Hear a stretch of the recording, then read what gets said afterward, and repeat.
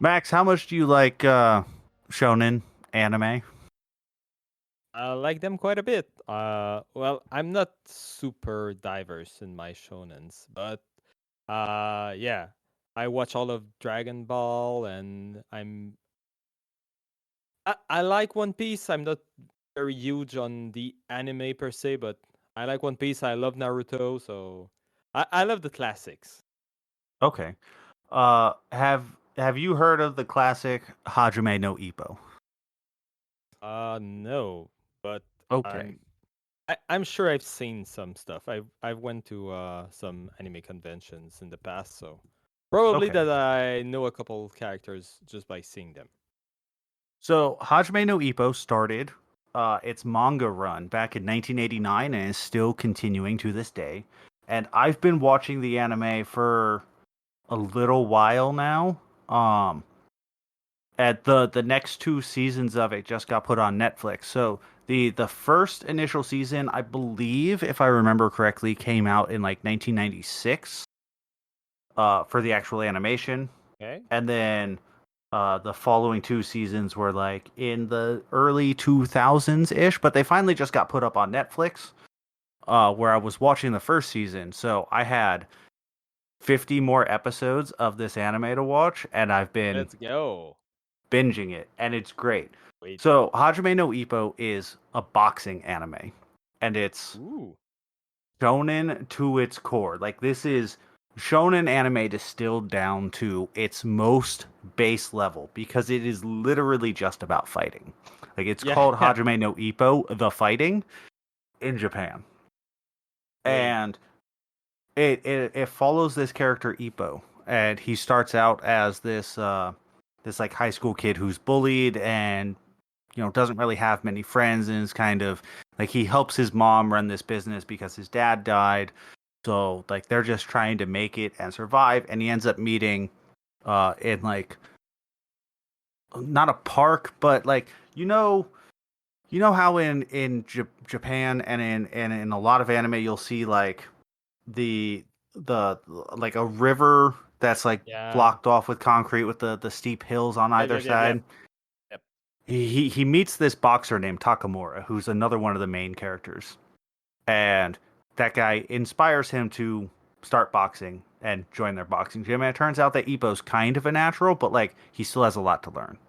Mm-hmm. He just has like good reflexes and good strength because he's been a fisherman for all of his young life, so he has Yeah. Yeah. body strength. Cool. And so you watch this kid grow from being like weak, bullied, like picked on kid to being the best fighter in Japan, and that growth is very earned in his story arc. But it's not just a story about Ippo; it's also a story about the other people at his gym, namely Takamura, who's in what I'm watching right now. He's currently the uh the middleweight. There's one weight class that's just less than middleweight. I don't remember what it's called because I don't follow Wait. boxing like super heavily. Yeah. Is it the featherweight or is No, so above that? Ippo is featherweight, which is like the Okay. lightest weight class. Yeah. But then there's like four weight classes between featherweight and actual middleweight. Okay. Okay. So Takamura he's the international champion of that weight class just below featherweight, and now he's trying to take on the featherweight uh class and get that championship belt also. So like Takamura is this unstoppable just beast of a man who wins matches nonstop. Like he's never been defeated. Ippo gets defeated, and that's one thing that I love about this is that they're not afraid to make the main character lose a fight. Like that's pretty rare in a lot Yeah. of anime actually. Mm-hmm. Every once in a while Goku will lose a fight in Dragon Ball, Yeah. but then he'll always Yeah. come back as a stronger form.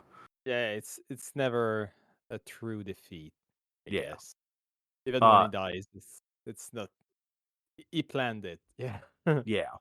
Near the end of the first season of Ippo, he's trying to win the national championship against this guy Date, and he loses, and like Date is so much better than Ippo that he just picks him apart in the most spectacular way possible, Mm-hmm. and he defeats everything that Ippo is trying to do, and like you feel bad for him, you feel really Yeah. bad for him, and like several episodes he's sad, he's depressed, he's beaten up, like he's recovering from injuries, and it's man, it's so good. I love this Yeah. anime. And Like it. what at your point, it's super grounded. It never goes into anything weird. It still stays just Yeah, semi-real boxing. it stays very grounded. Like they use some metaphor to kind of explain some of the matches. So like one of his opponents is a guy from like the Polynesian Isles, Mhm. and that guy he says like his whole metaphor that he brings into the boxing ring is that like he's going to drag his opponent down to the bottom of the ocean. That's how he likes to describe Mhm. his style of boxing, and so you get a lot of imagery of like them being at the bottom of the ocean, but what that actually means in terms of the boxing match is that he's just putting a lot of pressure on his opponent and like Mhm. always staying in their face, always being tough, always being able to like block and defend against their attacks. Yeah. Okay. Okay. So it goes into that metaphor side, but it's you're not getting people doing key blasts and No, super exactly. Street No. Fighter type stuff. Like Cool. Cool. um, but yeah, and what I mean by saying that it's like it's shonen down to its very core is that every one of the opponents that Ippo or any of the other fighters have to go up against, you get like an episode to 5 episodes of build up to the match, and then it Uh-huh. just goes right into the boxing match. Sweet. So That's how a boxing match starts. yeah, Yeah. but it'll be like, so in at the beginning of the second season, you get reintroduced to a character who had like maybe a 10 episode arc in the very early days of the anime and of Mhm. the manga, and he was training at the same gym as Ippo, and Yeah. then he had to leave because his parents were moving, and he ended up joining a different boxing gym, and then he was like, "Oh, I'm gonna keep boxing. He looks up to Ippo. He wants to be like Ippo, and then he challenges Ippo, and Yeah. it's just this really dramatic fight that plays out because it's like it's the first time that Ippo is really challenged by somebody who he has any sort of affinity with. So it's Yeah. not just the battle of like the fight itself, but it's also the personal fight Yeah. that The he's relationship. yeah. Yeah. That's very good.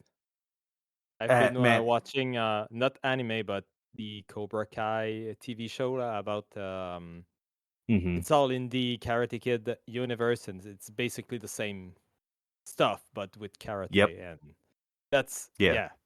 It, there's there's a fun in having those storylines being told through a real sport of a real fighting sport. Yeah. Man, it's so good. Um Ippo might be edging its way like into my top 5 anime of all time. Like it's that good. So cool. And it's all on Netflix, right? Yeah, all of it's on Netflix. All of it that has been animated is on Okay, yeah. Netflix currently. And yeah, because the manga continued and it's way Yes. farther now. Yes, yes, yes. And do the characters grow older and stuff, or it's still the same vibe as the beginning of the manga, like 30 years ago? Um so I don't know where the manga currently is in Okay, relation to like what I'm watching right now because I've never read the manga. okay. Um I'm very interested in reading it now and catching up to like from where I from where the anime ends and up to what's most modern. But I mean, what I've watched so far takes place over 3 years. Okay.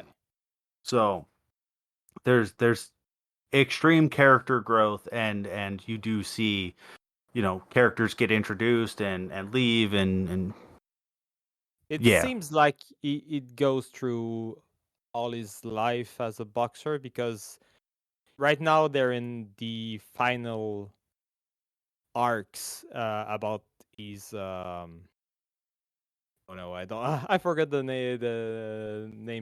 word in English when you stop working at the end of your working life. Oh, when he's You retiring. yeah, yeah, it's the all the retiring arcs. So it's still going on, but I think it's getting to a close. Yeah. I mean, Yep. it's been going on for 35 years. Yeah. That uh, sounds like a good point to to stop it yeah, before there's like nothing left. yeah. Yeah. But it's really good. I would recommend anybody go and check out the anime. Like it's a lot of fun. If you're into shonen anime at all, like go and watch like the first 6 episodes because you're never gonna get enough of shonen in just a single Yeah. episode. For sure. Um, and the animation, I want to touch on the anime. Like I know I've been going on a little bit long, but the animation is so good in this. Like you can feel the weight behind every punch and every hit, and it's Hmm. so dynamic. It's a lot of fun. Nice. I'm gonna put that on my watch later. Once I'm done with the latest Dragon Ball series, I might just start that one. Cool. Yeah, I mean, I would be interested to hear how you think of it. Yeah, I'll tell you for sure. All right, but this is the Trash Station podcast. We are a gaming podcast, not an anime Yeah. podcast. We're a gaming podcast. Yeah, those are the side tracks. We go on. Yeah. But this is your gaming podcast all about weird, unknown, and forgotten video games. I am your host, Chris, and I am here with my co-host, Max. Sup, Chris? Yeah. You know, in our friend circles, we're known to play mostly trashy games. We're talking anime games, retro games you've never heard of, the indie stuff on itch.io, and everything in between. And as usual, we will add those games to our tier list we call the Landfill and chat about our creative hobbies, shout out some of our favorite content creators on the internet. Yes, sir. And we do And have a bit on our plate we this week. do. You have quite a few more games to talk about than me this time. So why Yeah, don't you true. go ahead and take a couple real quick, Max? All right, so let's see. I'm gonna start with a brief uh continuation about Dark Souls because I am done with the first Dark Souls. I've beaten the game Nice. 2 days ago, and I wow, like I already told most of what I had to say in last episode, but the ending it really stuck the ending it landed the ending. It was fun all through the end. When I reached the final boss, I was like, man, this is fucking tough. I had been cruising for several bosses. Just I think I was a bit over leveled, and I really had my groove with my weapon and everything. And I Mhm. had skipped a couple of sections. I think, like I didn't do the runes of New Londo. I did that last, so I think I was a bit over leveled for that. And when I reached the last boss, I just couldn't do. I could land like 2 attacks and I just died. And that boss run is kind of long and it makes you work for that speed at the end. Right. So I decided to go on a sidetrack. I went back and did the asylum that I didn't do. I found that I didn't do the painted world of Aryamis, so I did Mhm. that too, and grinded a couple levels, got a bit more HP, a bit more strength. I changed my weapon. I changed for the Black Knight halberd, so I had more damage output because I was using the Gargoyle halberd, and that one doesn't scale with your strength and anything. So I had like flat damage for a while, and Hmm. switching to another weapon, I just had more damage. And with that, I managed to find a strategy to beat Cinder, the last boss, and I was so tired. It was like 11 at night, and I was like, okay, I'm just doing one last run. I really have to go to bed. I'm going to continue tomorrow.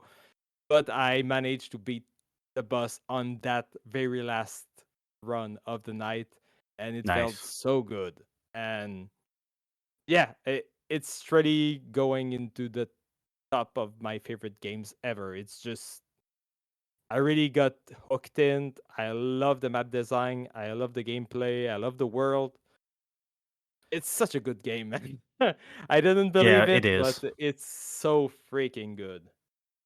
Yeah, I had the same thing happen when I was playing Demon Souls actually, Yeah. where I got to the last boss. I was struggling against it, and I fought it time and time and time again. And I was like, I was streaming Demon Souls, and I was like, all right, I'm gonna do one more attempt real quick, and then I'm gonna be done for the day.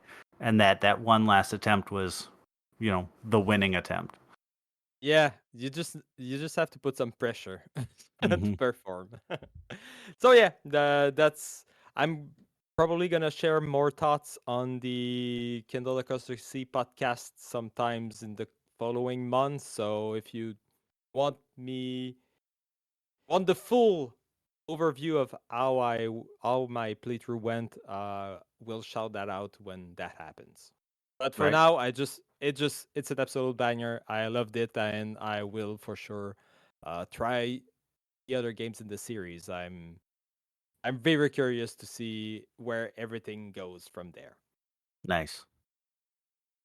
And yeah, I can Oh, talk a bit about a couple smaller games. yeah, go ahead.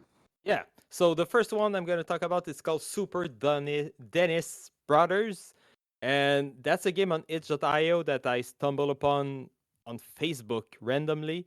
And basically, it's a fan game by one dude from Quebec about um pair of comedians that are quite famous in the province. So they're really a pair of comedians that work together, and they're called the Denis Drolet. So it's like really basic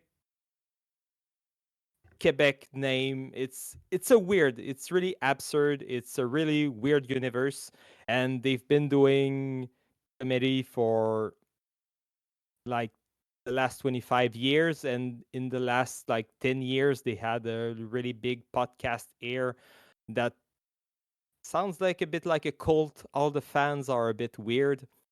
So whatever. Someone made a game based on their universe, and it's a small platformer, kind of a collectathon. So it's one big map. You move left to right, and you have to find a bunch of random stuff. And there's a couple of jokes that appears every time you collect the random shit that's in the level.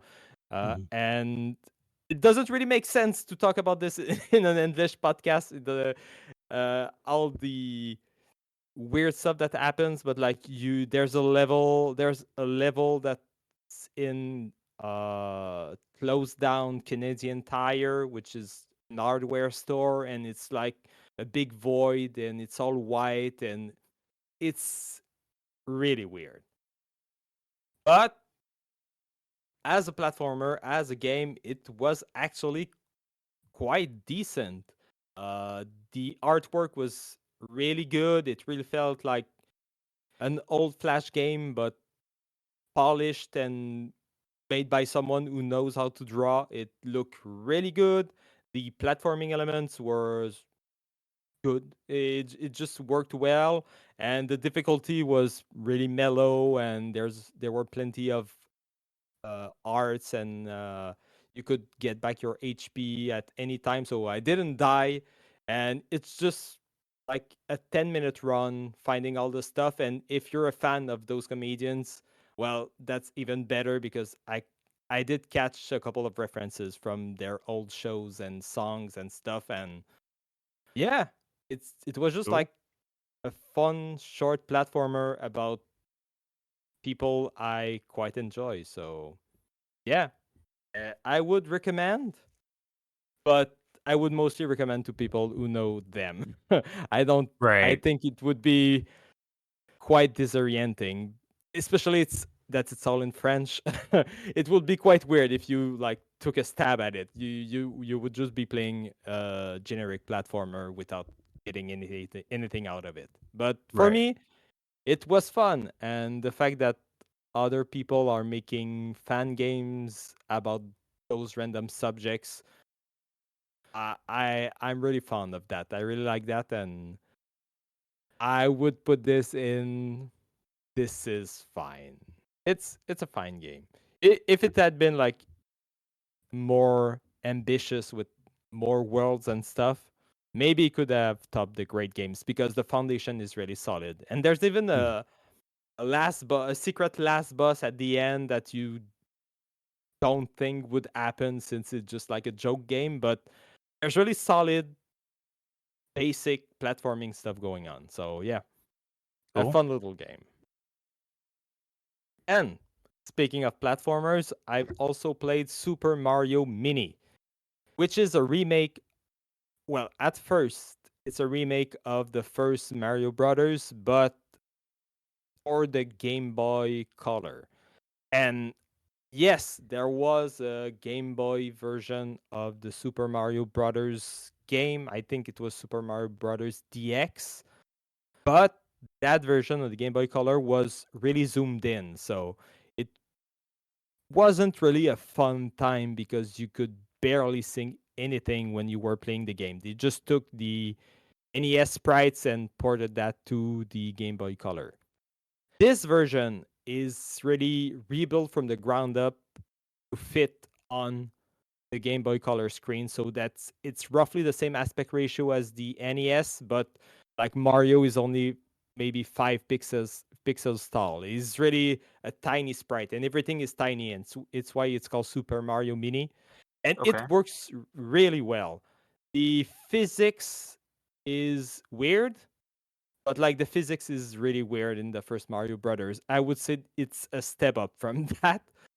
Uh, but the reason I played it and that I'm bringing this on the tier list is that there's a second game in the game. Once you're done with the first part of the game, which is the remake of the first Mario Brothers, you get a brand new game built from the ground up with that engine by the guy who designed the game. And that second quest is amazing. It's full of Nice. references of other Mario games. They included Yoshi as a power up. Uh, there's one world that's it's basically a remake of Donkey Kong from the arcade, but as a small Game Boy version of Mario Brothers. There's one level where you have to fight Wario. There's this big and small world like Mario 64. So when you go in there, I think it's the last word of the game, but when you go in the pipe, you suddenly become in a world where everything is the same size as the NES, like the Super Mario DX game. And at that point, you've been playing for like 16 worlds, and it's quite jarring and funny and fun to see that difference in size and everything. So if you like, and you don't have to play the remake. If you just want to play the second quest, you can just boot the game, go into the level select, and continue from the world 9. And I think, do you have any question before I put it on the tier list? I do actually. Yeah. How would you say the difficulty of that would be for somebody who's not good at Mario games? I think it would be between fair and slightly challenging. Like Okay. I've died quite a bit, but and I'm fairly good at platformers, but at the same time I wasn't super focused on the gameplay when I was playing. I would say that it's not in the Kaizo territory. It's really well Mhm. designed and it's a fair difficulty, but with that physics is kind of weird. And if you don't get a good grasp on that physics, those levels can be quite annoying.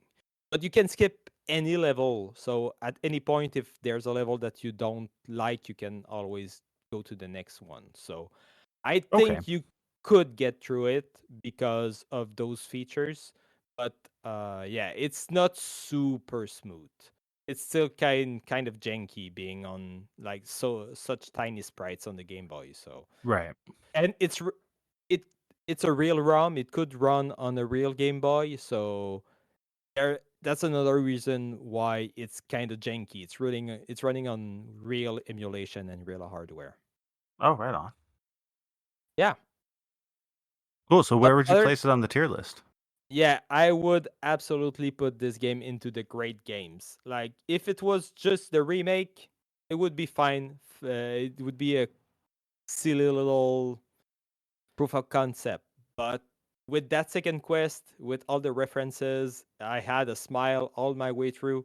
It was really fun. And if you're a fan of platformers, you're a fan of Mario, it's really worth your time. It's really, really good. All right. Well, I have a game that I would like to talk about. Let's Um, go. that game is Thief Simulator.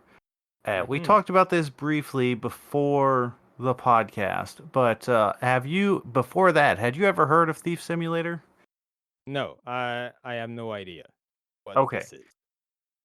So this game follows in a line of simulator games that have come out. I would say Power Wash Simulator was kind of the one that really started to popularize this kind of genre Hmm. into more of like a little bit more of a mainstream audience, but the genre has existed prior to that for sure.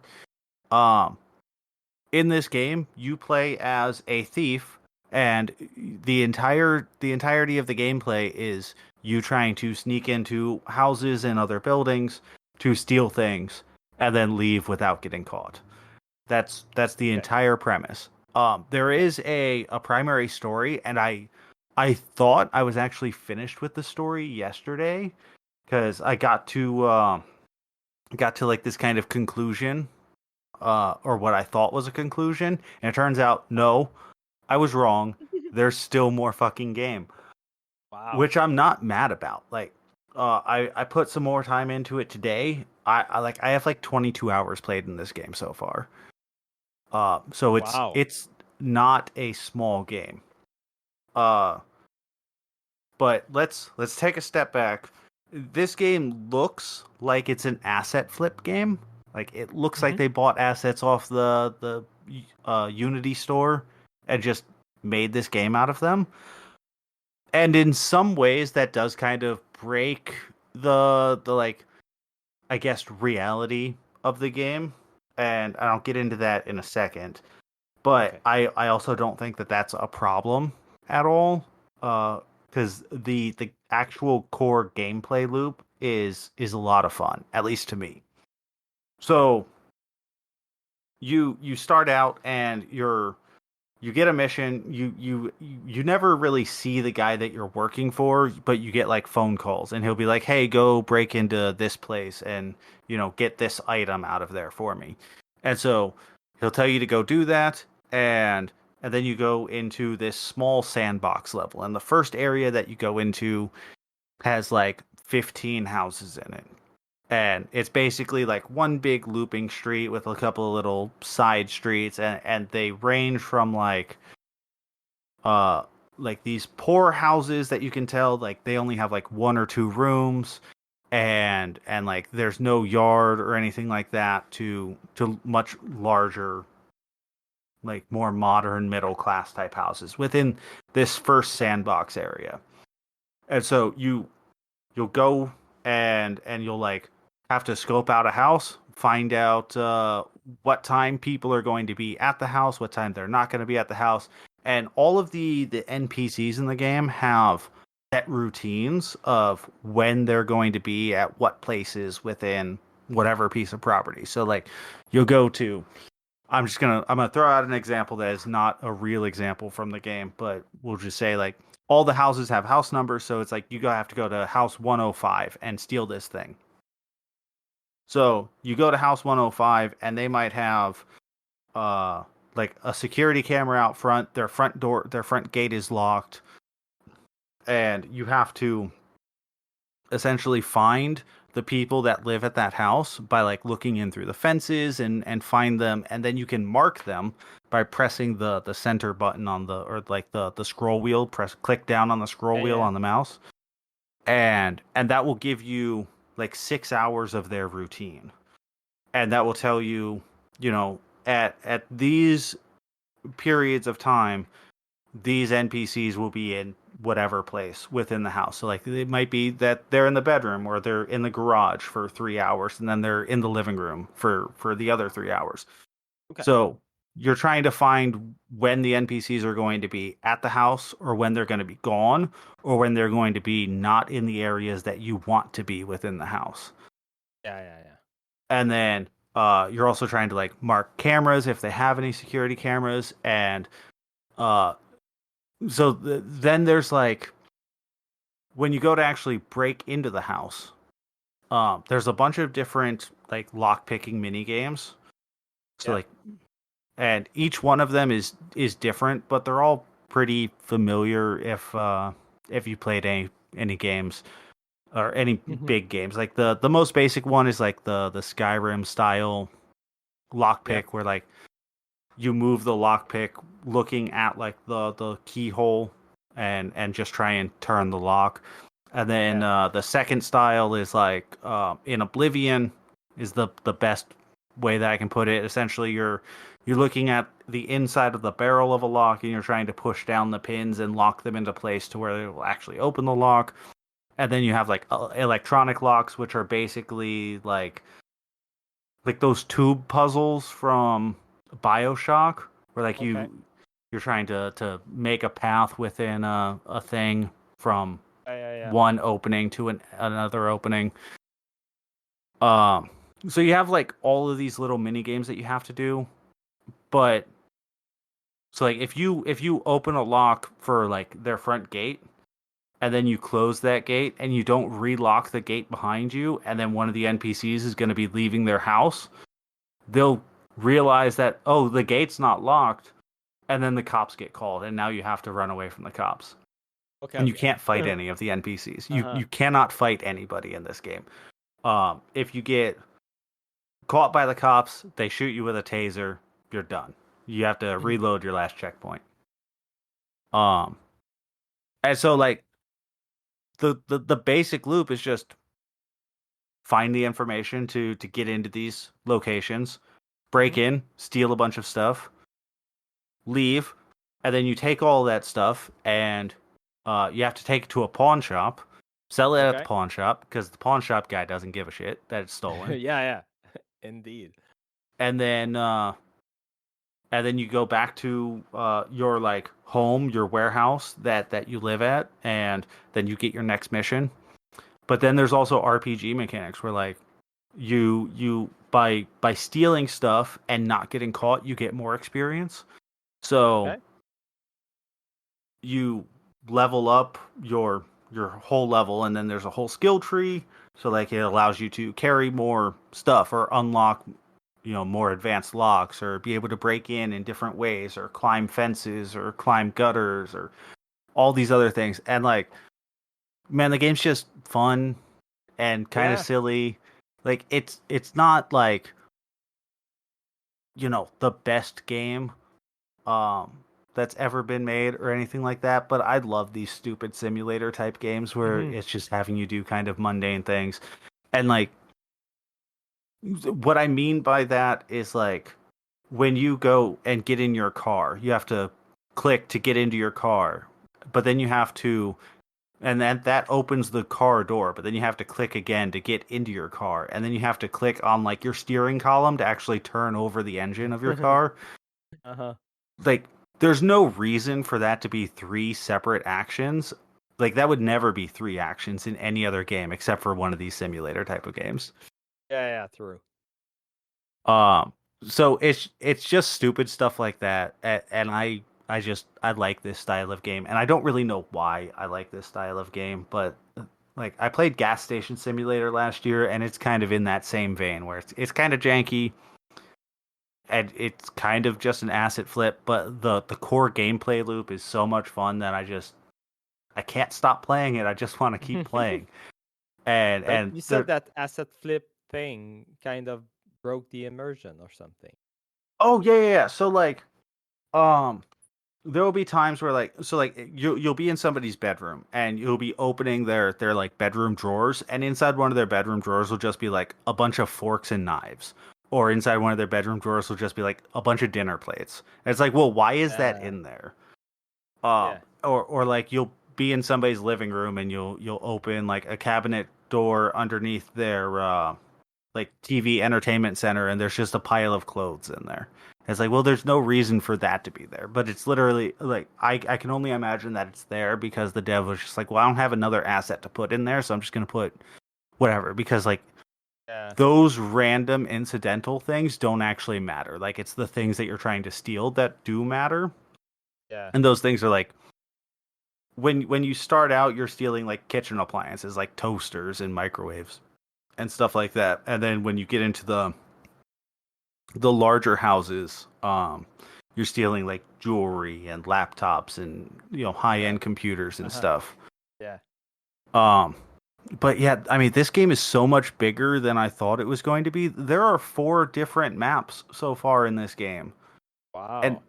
I'm not even like close to.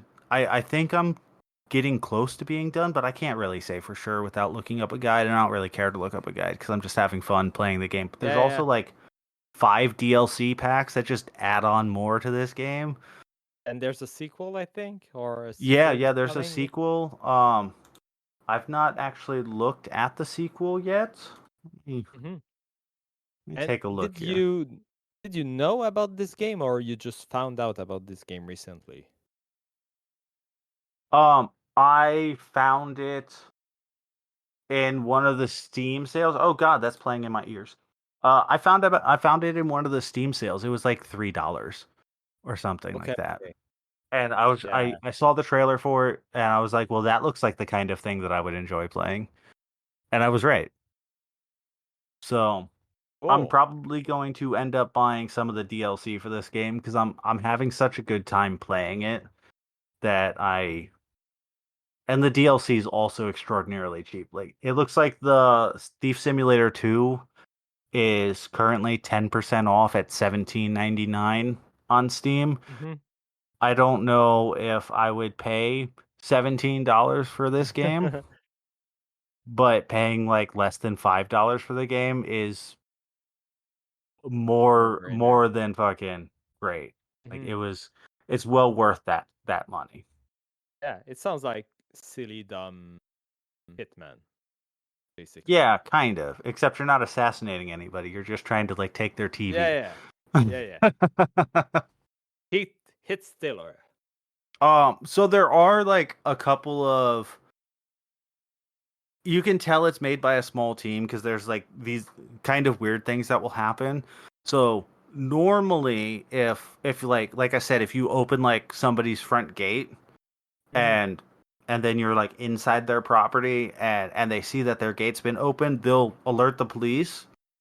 But you can kind of get away with things by like opening the gate and then leaving but staying within that small sandbox world, and you can go into your escape vehicle and you can sleep in the car to pass time, to be able to speed up when you want to get to like a certain period of time within the day when people's routine within their house is going to be at a place where you can actually get in. So you can go and sleep in your car. If you go and sleep in your car, they won't call the police for their gate being opened. So you can just like go back, and even if their routine currently is like at that front gate, Yeah. they still won't call the cops because they didn't actively see you opening it or actively see it opened at the time that like that instance was loaded into the world. Does that Okay, make yeah. sense? Yeah. Yeah, Um, you're literally jumping up in time. yes. So you're skipping all those events. Yep. So like you can kind of cheese things like that a little bit, but man, I'm having a lot of fun with this game. It's really good. So good.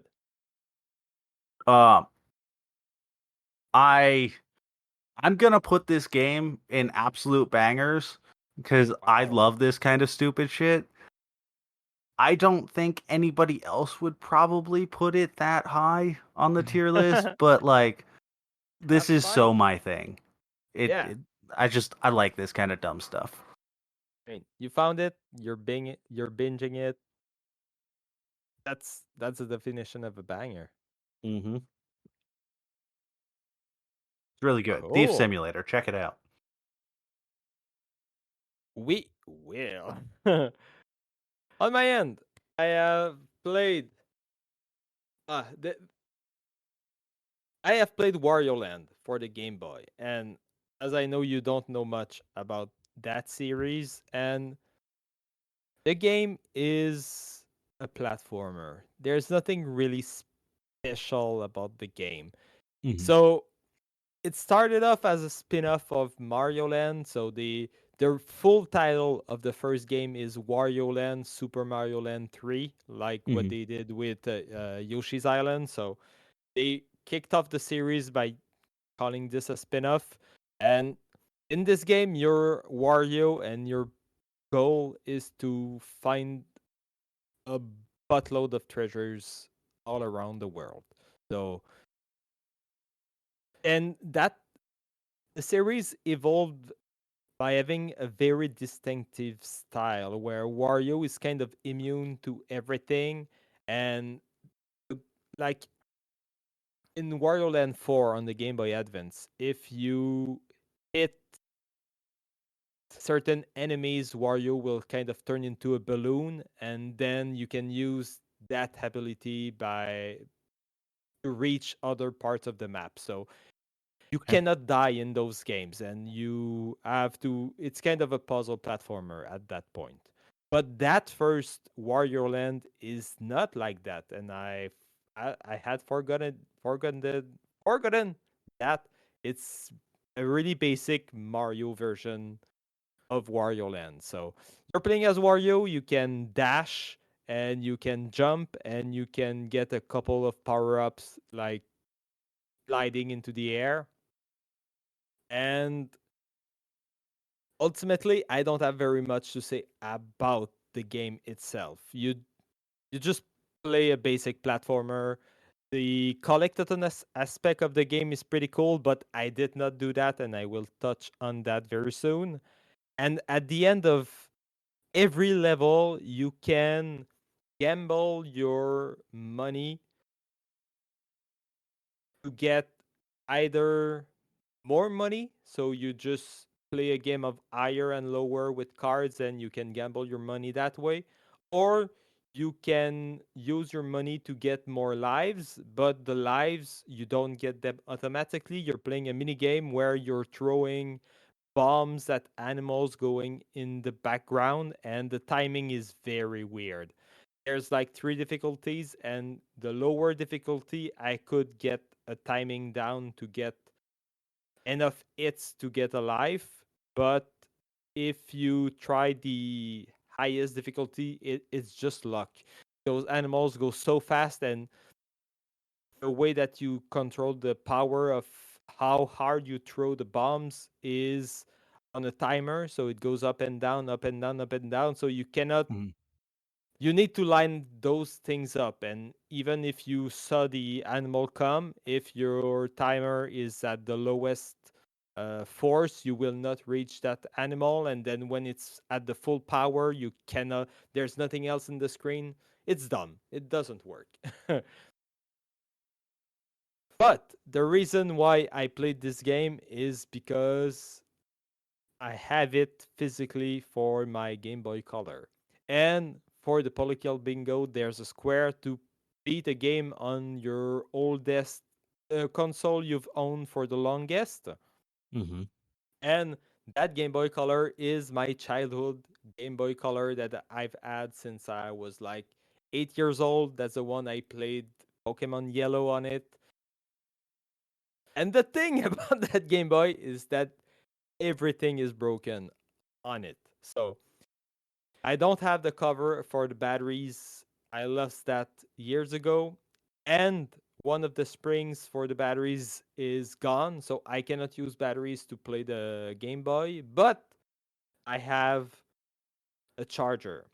So I can plug the Game Boy into the wall to play my Game Boy, which is not really useful since it's a portable console, but I can do that. But the power switch is also kind of broken. If I switch it on all the way, the Game Boy won't open. I have to like nudge it a bit down so it's like exactly at the right position so that the Game Boy will open and play.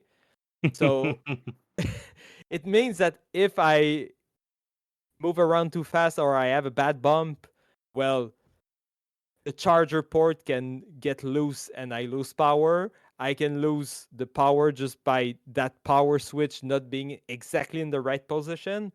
And my cartridge of Warioland is also broken. The battery is dead and it won't save anymore. So for that beat Warioland, I had to plug my Game Boy into the wall, have all those conditions. I've taped my charger at the bottom of my Game Boy to be sure that it doesn't become loose. And I had to do it in one sitting because I wouldn't be able to keep my save on the Game Boy. So I started it kind of late one night. I've played like 70% of the game and I really had to go to bed. It was way too late. So I just left the Game Boy plugged in the wall on the ground and hope for the best. It felt kind of like a fire hazard leaving that thing with the tape and those broken components. But Yeah. I'm fine. You can see nothing burned down. I came back the next day and I managed to finish the game without a hiccup. But that's why I didn't fully enjoy the game. I didn't do all that 100% stuff because the goal of the game is to get a lot of treasures and have a better ending with Mhm. having all those treasures and a better score. It's not just about beating the game. It's also about finding treasures. And well, I didn't have the time. I had I had to beat the game before the Game Boy died. Uh, and yeah, that's why the beat was so fun. In the end, it was super stressful because I didn't want to lose my lives. I didn't know if a game over would mean to restart the whole game. And yeah, Wario Land, I would say it's fine. It's probably better if you actually play the game as intended.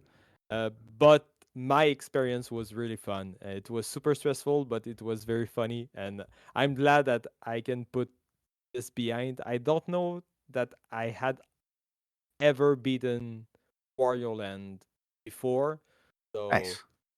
it's fun to finally put. I know I've had this game for like years and years, but now it's finally beaten, and I can put my Game Boy to rest. I don't think I will ever play any game ever again on this thing. Will just be a relic of the past. I mean, you could just fix it. Like you can get another Switch and you can 3D print a battery Oh cover, yeah, put a new I spring mean, in but it. that that screen is so bad, man. Yeah. I And just solder a new screen into it. It'll be okay. yeah, I Just could mod the also hell out of that console at this point. yeah, I could buy an analog pocket or something at this point. I don't think it's worth the investment just because it was my childhood Game Boy. But yeah, I was really surprised at how much I played this console when I was a kid because just playing on that thing and every glare, you cannot just have light because that light Hmm. produces a big glare, but there's no internal light, so you cannot play in the dark either. It's just You just have to be crouched and be in all those weird positions so that you can actually play the game. Uh it was Yeah, the something. misery that we put ourselves through as children that we did not realize we were putting ourselves through. No, we were just having fun. Yeah. It was just normal at that point, but wow, what a terrible experience that was. Yeah, because I had a Game Boy Pocket, and I can't imagine trying to play anything on one of those anymore. Like, it's just No. small and Yeah. miserable. I'm good. I'll play all my Yeah. Game Boy games through the Game Boy player on my GameCube like a grown adult. Exactly. It's fine. We have Or more actually, options I now. do have the Game Boy Advance SP, and that's actually how I end up playing a lot of Game Boy stuff because like it's small, but at least it has a backlit screen and Yeah. like looks nice. So Yeah, yeah. I do have one too. I have the red one, but that one is also pretty much all broken. The LNR triggers don't really work mhm. anymore. The battery doesn't keep any life. So yeah, I have like broken Game Boys and a dream. Nice. My SP's around here. I'm not talking into the microphone. I can't talk while I'm turned around. That doesn't work. My SP's around here somewhere. I thought it was in front of me, but it's not. I just have two 3DSs and a Vita in front of me. Oh no, it's literally right here in front of me. Oh Got a yeah. silver one. Yeah. Sweet. It was hidden behind my microphone. By not talking in your microphone, you were literally doing the worst job at the podcast and the worst job at trying to find your Game Boy. Yep. Yep. But all right, where would you put Warioland on the old tier list? Yeah, I think I'm gonna put it in. This is fine. This is probably a better game than that, but for the experience that I had, it was fine. It was Seems fine fair. playing the game, and yeah, maybe the 100% experience would put it into great games because I think it was built for that. But just as a speedrun platformer, it's fine. It's a fine Cool. platformer. Yeah. How long did it take you? Maybe 2 hours, 2 or 3 hours. Not Oh, that's it. not bad. No, there's like 40 levels, and they're not really hard. It's a pretty fair, chill platformer in the Okay. end. Well, I'll talk about a really chill platformer real quick. And Oh. that's Batography. This is a an indie game that was made for a game jam, Mm-hmm. and apparently like won a game jam according to the Steam page. I downloaded it off itch.io. Um, it's a really simple like 20-minute long game where you play as a bat and you are taking photographs, which is where the name comes from. And you're just trying to get a photograph of the moon.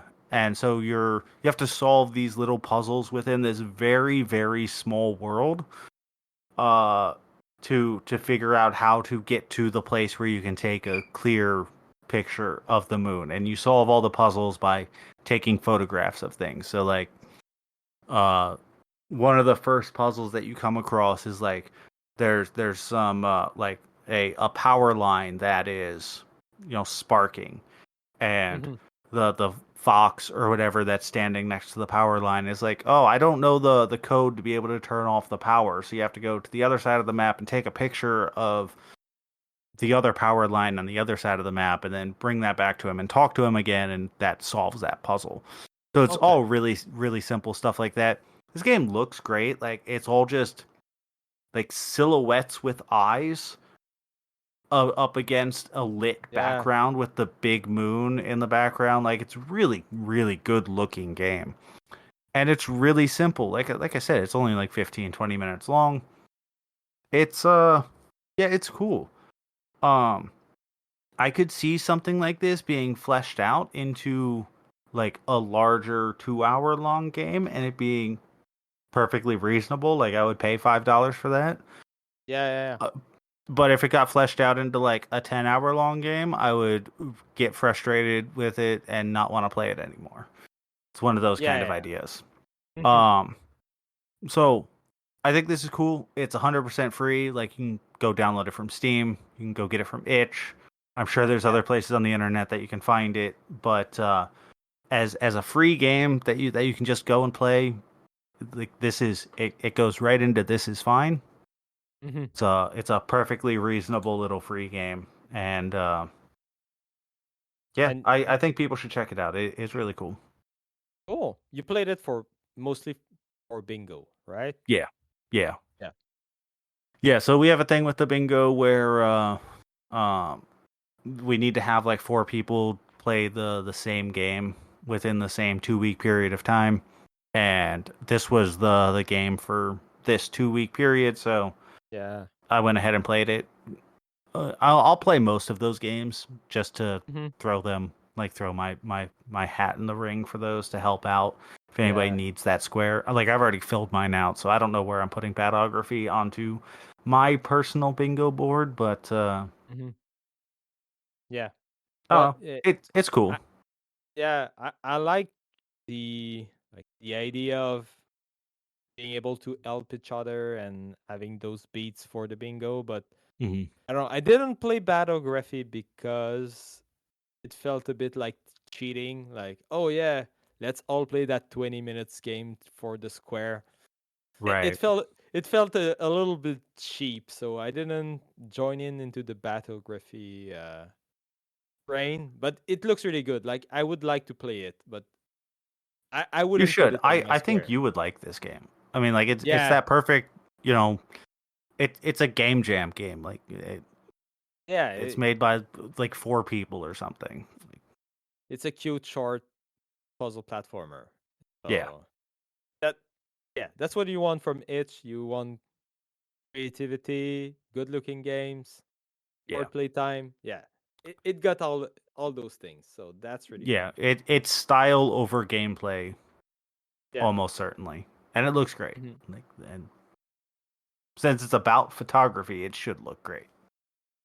Yeah. Yeah, true. Well, awesome. Then I think I can transitions to all the trash games that I've played in the past week then. Yeah, please. Okay, so for my contract to make videos, one of the videos I want to make is about the CBC website here in Canada.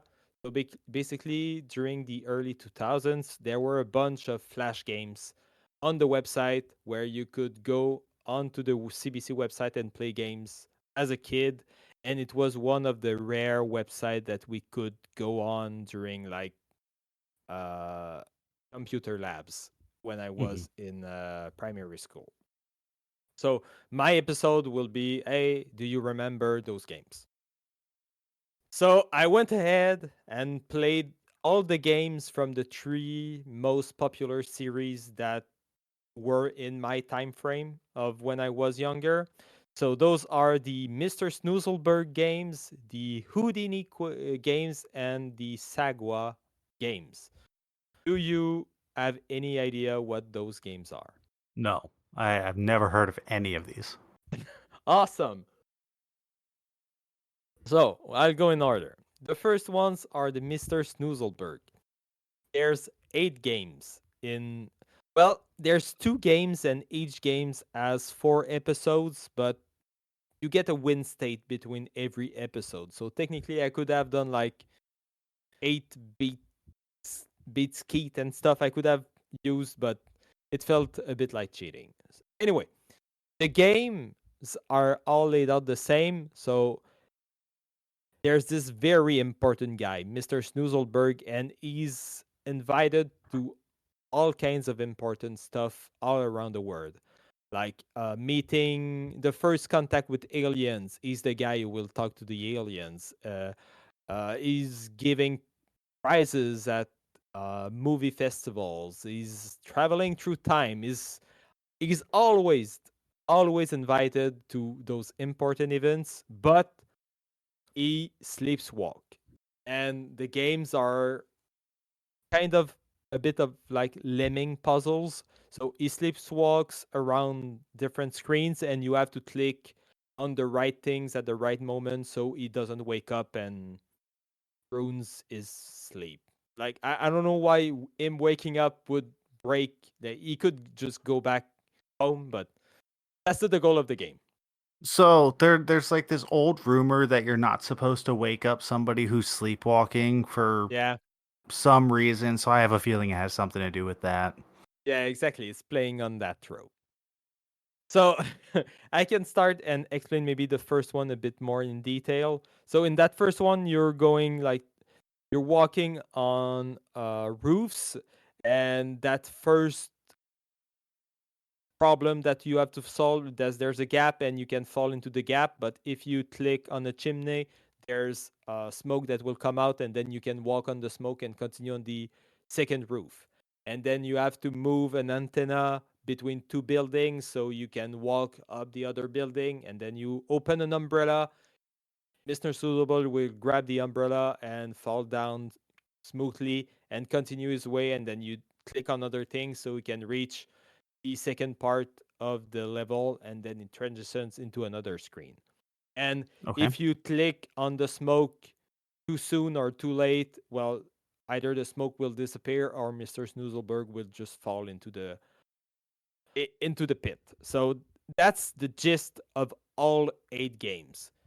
The guy walks somewhere and you click on stuff, and the more you progress in those games and the more challenging it gets because you have less reaction time. It starts to make no fucking sense on what you need to click, and you get put you're just thrown out into those stupid sequences. Like you travel through time, and then you have to click on dinosaurs so you can walk up their tails, and there's a fundamental problem with that game is that when you know what to do, the game is way too easy because you're Hmm. just waiting for Mr. Snoozleberg to walk through the next piece of the puzzle that you missed the last time. But when you don't have a fucking clue what to do, it's way too fucking hard because Mr. Snoozleberg is still walking at the same pace and you're just clicking everywhere on the screen trying to figure out how to stop that cannonball from shooting you at the middle of the screen. And since you cannot really know on what to click, it, it gets really frustrating. And there's a couple, mostly in the later games, there are a couple puzzles where the behavior will change depending on where you are in the map. So you cannot even just practice and click on everything in advance so you can know what will happen because there's that one level. It's the worst level in all of the 8 episodes. You're on a roller coaster and you're walking on the tracks, and there are mine cars that appear from nowhere and will just ram into you and wake you up. Hmm. So there's a first mine card that appears from the right, and then you have to click on a part of the screen on the left. That will make it disappear, and then another one will appear. But now you have to click another part of the track, and the track doesn't make sense. The next mine card that appears doesn't follow the track; it just jumps between two tracks. So that's very confusing. But there's also like half a second during when you can click on the track between either Mr. Snoozleberg gets wake up or he gets it. And in those last few games, they made it like foolproof. So you cannot jump between, like in the first 4 games, you can use the right click on the flash game and rewind the movie. So you can go back at the previous puzzle, and then you can come back at the puzzle that you were at, and you Hmm. regain all your lives because you only have a set of like 10 tries for each screen, and the save function doesn't work anymore. So you're just stuck replaying. For the first 4 episodes, you can just cheese your way and have like a functioning save file and retry where you're at. But for those last 4 episodes, each episode is divided in 5 screens. So if you're at the 5th screen and you die, you have to replay all the previous 4 screens so you can come back at where you were to try and finish and beat the game. And yeah, it's I used to love those games when I was a kid, but I never beaten any of those because I'm sure no kid ever beaten any of those games. Even though they're supposed to be kids games, they're just way too hard, way Yeah, they too sound fast. frustrating. Yeah, you would need to have like a button to slow down the game and a button to speed up the game to make it digestible. So when you know what to do, you just speed up the game and you can like speed run the first part of the levels, and then you can hit on the slow down button and try to figure out what to do. I think the game is missing that feature to make it kind of fun. But right So now, yeah. I never did play Lemmings, but the way that you're talking about this, it really makes me think of Pac-Man 2, The New Yeah. Adventure. Yeah, Okay. yeah, yeah. Yeah. It's the same kind of idea. Yeah. Lemmings is more control. Like you have the time to place your stuff and you have the strategy. I Hmm. was more thinking of Lemming because you don't control exactly the character and you control Right. everything around. But yeah, Pac-Man 2 is a good call. And yeah, I would put this in almost trash. I would say the core idea is kind of fun and you kind of want to beat those. There's a bit of ego, like you don't want to get bested by a kid's game, Right. but at the same time they look good. Like it's very cartoony flash game, the animation works fine, uh, the look and creativity between every screen is pretty fun, and the way they lay out all those screens and how you traverse them is kind of cool. And the last level of the whole saga of Snoozleberg is also pretty interesting, where that last level has a new mechanic where you clone yourself and now you have to deal with two Snoozlebergs in the same screen. And Hmm. that was pretty good. After 8 games of doing exactly the same thing, that was a fun twist. So there are a couple of good ideas, and I think you could fix somehow the game with a couple of tweaks. But those old Flash games are. I had to use a guide, and that's kind of funny because the guy who did all the guides for this game is it's a I think he's Chinese because his YouTube channel is written in Chinese and he has a bunch of Chinese videos on his page. Hmm. And I translated the Chinese name into Google and it was like "Eat my nuclear head." That was the that's the name of the channel, but he also does walkthroughs for old Flash games for kids. And Nice. thank you, man, because without that, I don't think I would have beaten all of the 8 games. But yeah. And the only reason I went through all of that is because I wanted to be thorough in my video and I wanted like to get a feel of the old series because I'm talking Right. about it. But yeah, that was painful. Is he still active on YouTube? Eat my nuclear head. I Hmm. don't I don't know. Let's check. That's a sidetrack. Favorite YouTuber. I want to shout out. Okay, so Mr. Snoozleberg walkthrough. So he posted those walkthroughs 8 years ago.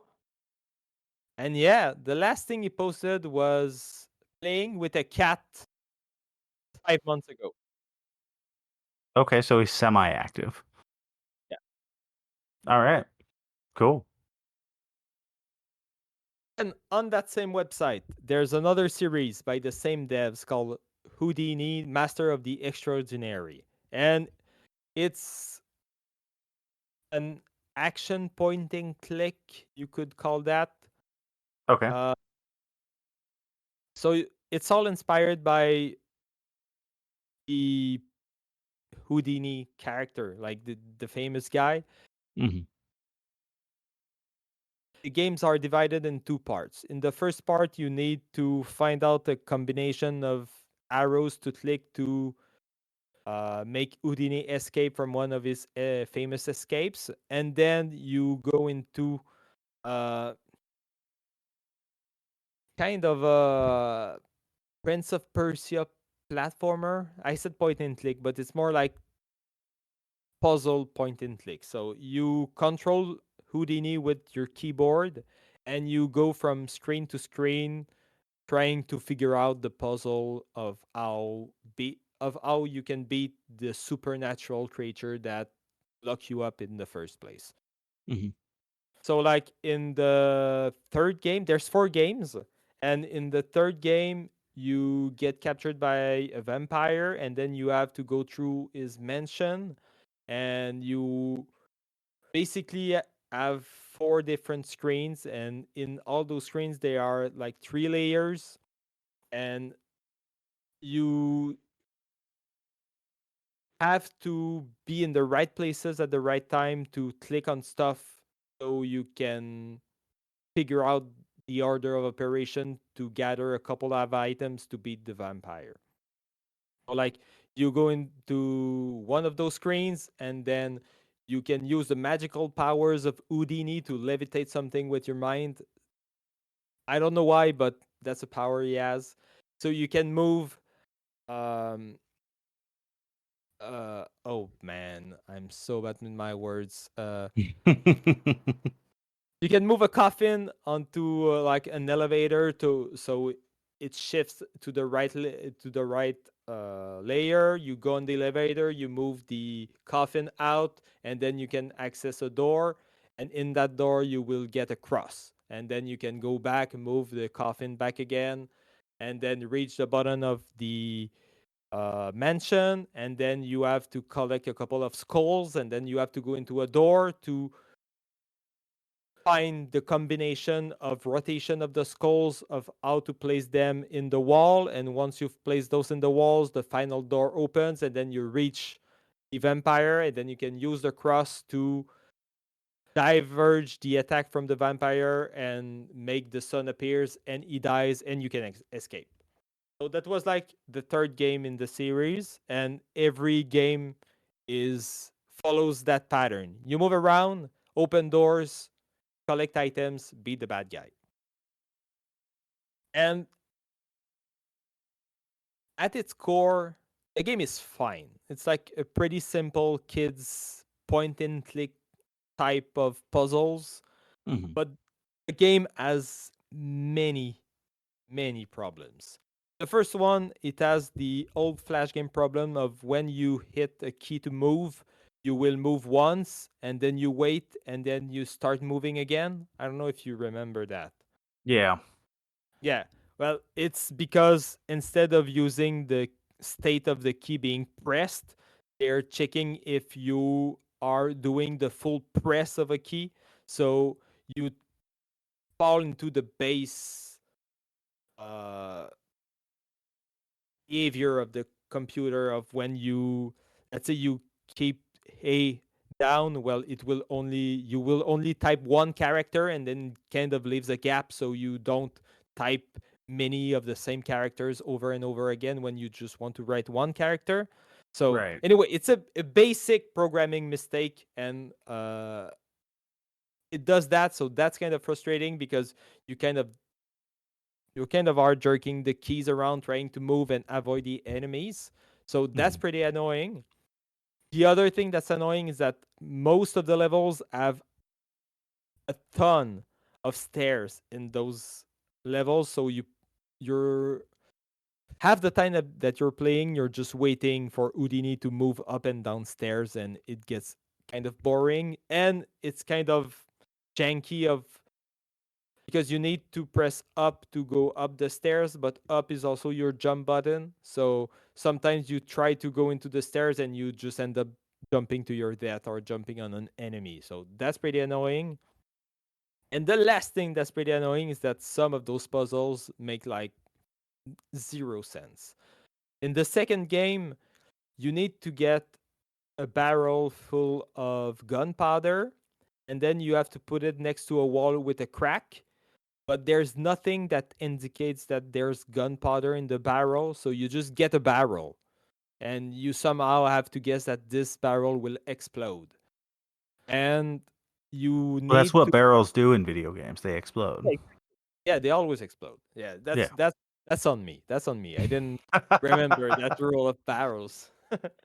And you have to move a brick from a lava pit so that the lava will spill on the barrel, but there's nothing indicating that any of those bricks are actually interactable. So you're just there on the screen with a barrel in front of a crack of a wall, and you don't know if you're missing an item or what the heck you're supposed to do.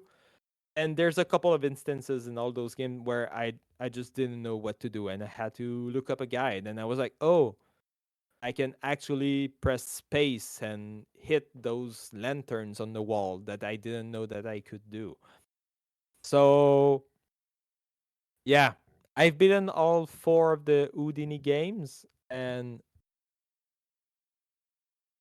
they were a bit better than Mr. Snoozleberg because I just had every time I didn't know what to do and I looked up the guide, at least I could do the solution. I wasn't Mhm. fighting with the game like Mr. Snoozleberg. At sometimes I knew what to do and I just couldn't execute it because it was just going way too fast.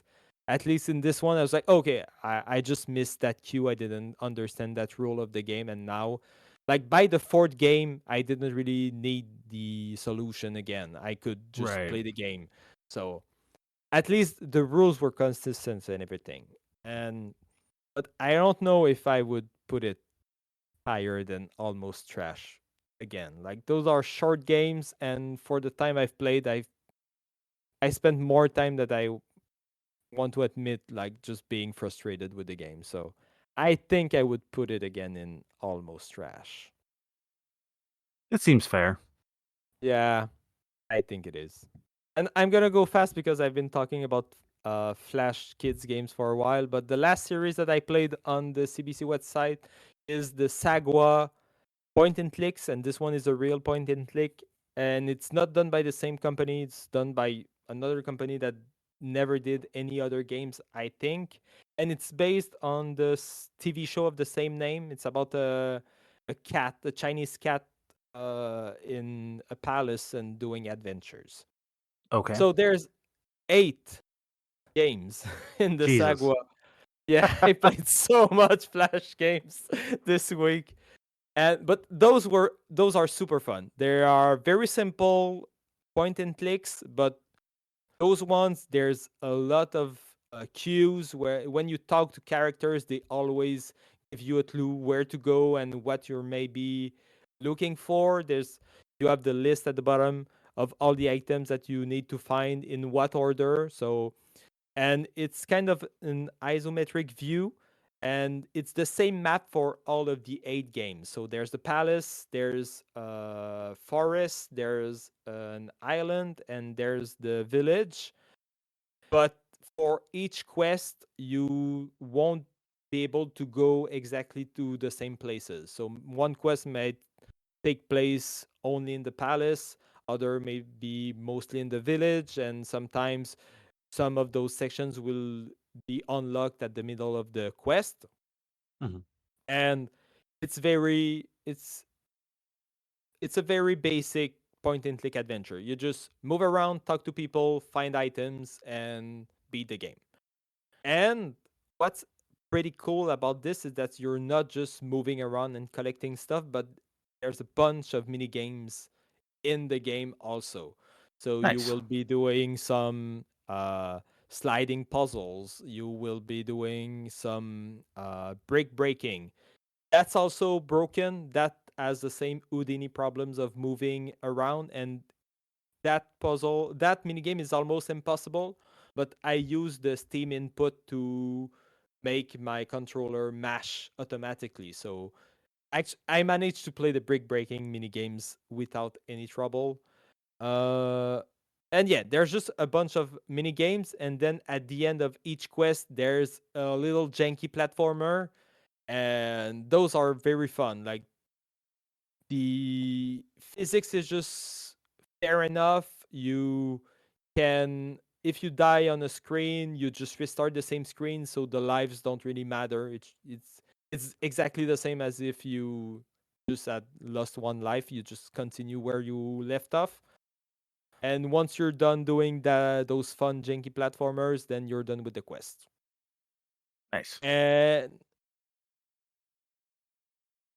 yeah, that's it. Do you have any question before I kind of speed run through it, because those games are fairly simple, and since they're based, yeah, I would say that since they're based on the TV show, all the drawings and the animations, because there's always an animation at the beginning and sometimes in the middle of those quests, they're all Mhm. really good because they're based on the cartoons, and those games were done by a team of like 20 people actually making a real game for kids, and it shows. It's really well made. It's a fun game for kids, and I will for sure show it to my daughter. I'm sure she'll love it when she'll be a bit older and be able to read those clues and everything. Cool. Sounds like that's a little bit better game. Yeah, exactly. For the tier list, I'm kind of torn. Like, for a grown adult, it's fine. There's nothing really special there, but as a kid's game, I think I would put it in great games. It's really doing what it's supposed to do for a kids game. It's not too hard, not too easy. It's the presentation is great, the gameplay is good, and yeah, it's a fun kids game. It's a great kids game. I would put Nice. it that way. Yeah. Awesome. And fun fact, before I let you talk a bit, this game released, I think, in 2005 or 2004 as a Flash game, but it stayed on the CBC website until like 2013. So it stayed like up for a very long time, and I was Oh pretty wow. like all those Houdini and Snoozleberg games were gone by then, and people had smartphones and everything, but you could still play that Sagwa game, and I think there's a reason for that. It was just good. Okay. I'm gonna ask one question before I move on to talking about something else, and that's Yeah. if these games have been like removed and Flash is basically dead, how are you playing these old games? Like through the Wayback Machine or what? No, actually, there's kind of a Steam for Flash games called Flashpoint, and basically you can download just the Steam engine, Mhm. if I can say so, and you can browse all the Flash games that were archived ever, and you can just download them piece by piece and play them. And Flashpoint comes with all the versions of the Flash executable, so you can just play the real game with the real software. Uh, Oh, that's cool. oh yeah. So if you want to play any Flash games, you download Flashpoint, and then you can just play the heck of all your favorite games from 2010 and below. I Yeah. might look into that. Yeah, it's you can lose a lot of time on that software. There's so much stuff. There's thousands and thousands of games. It's great. Awesome. All right. Well, I did not play a Flash game. I played Castlevania Lords of Shadow. That sounds a bit better. Have you ever played this, or how much experience do you have with Castlevania in general? Let me ask that. I'm somewhat familiar with Castlevania. I say somewhat, but I've played a couple of the games. I've played Symphony of the Night. I've played Super Castlevania 4. I dabbled a bit with the NES games at the time. And I think I played Rondo of Blood. I think Well, that's the one for Genesis. Is that the so the one one for for Genesis Genesis or is TurboGrafx? Bloodlines. Yeah. Rondo Okay. of Yeah. Blood was TurboGrafx. Yeah. I think I played the one for TurboGrafx. Yeah. So Okay. like I know of and I've watched the Netflix anime series. Like the first one. I think there's a new one, but I watched all those seasons too. So yeah, I'm kind of familiar with the lore and the games, but I have not played any of the 3D Castlevania games. Okay. Well, the anime is really good. Yep. This game is kind of looked down upon by like the internet as a whole. Like a lot of people seem to not like Lords of Shadow, and Okay. I'm having a hard time finding out like really understanding why people don't like it. From what from what I understand, a lot of people were like mad about like lore implications that the game had in comparison to the old games. Okay. And I think part of it also is that it's not a like traditional gated exploration Metroidvania style game. Like this is just a 3D hack and slash action game. Like this might as well be a God of War game or a Devil May Cry Mhm. game. Like it is a 3D hack and slash action game through and through. Yeah. But that doesn't mean that it's bad. It's actually really, really fun.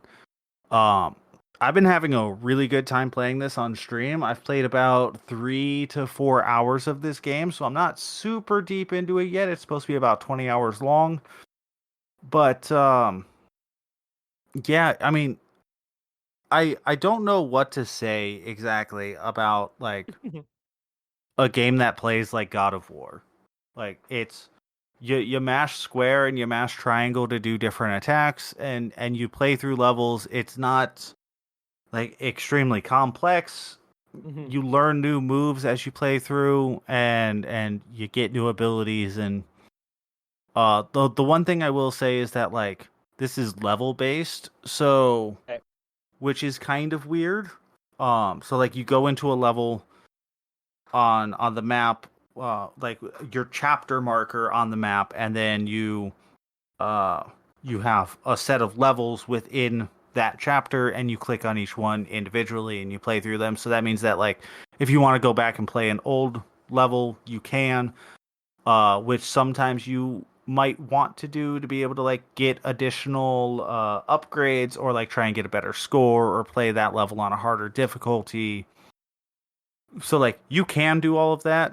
I don't really care to do any of Mhm. that personally. Like Yeah. I'm just gonna play through the game linearly and get to the end of it, playing on the easiest difficulty.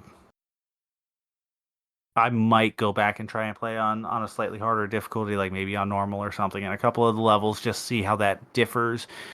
But yeah, it's just fun.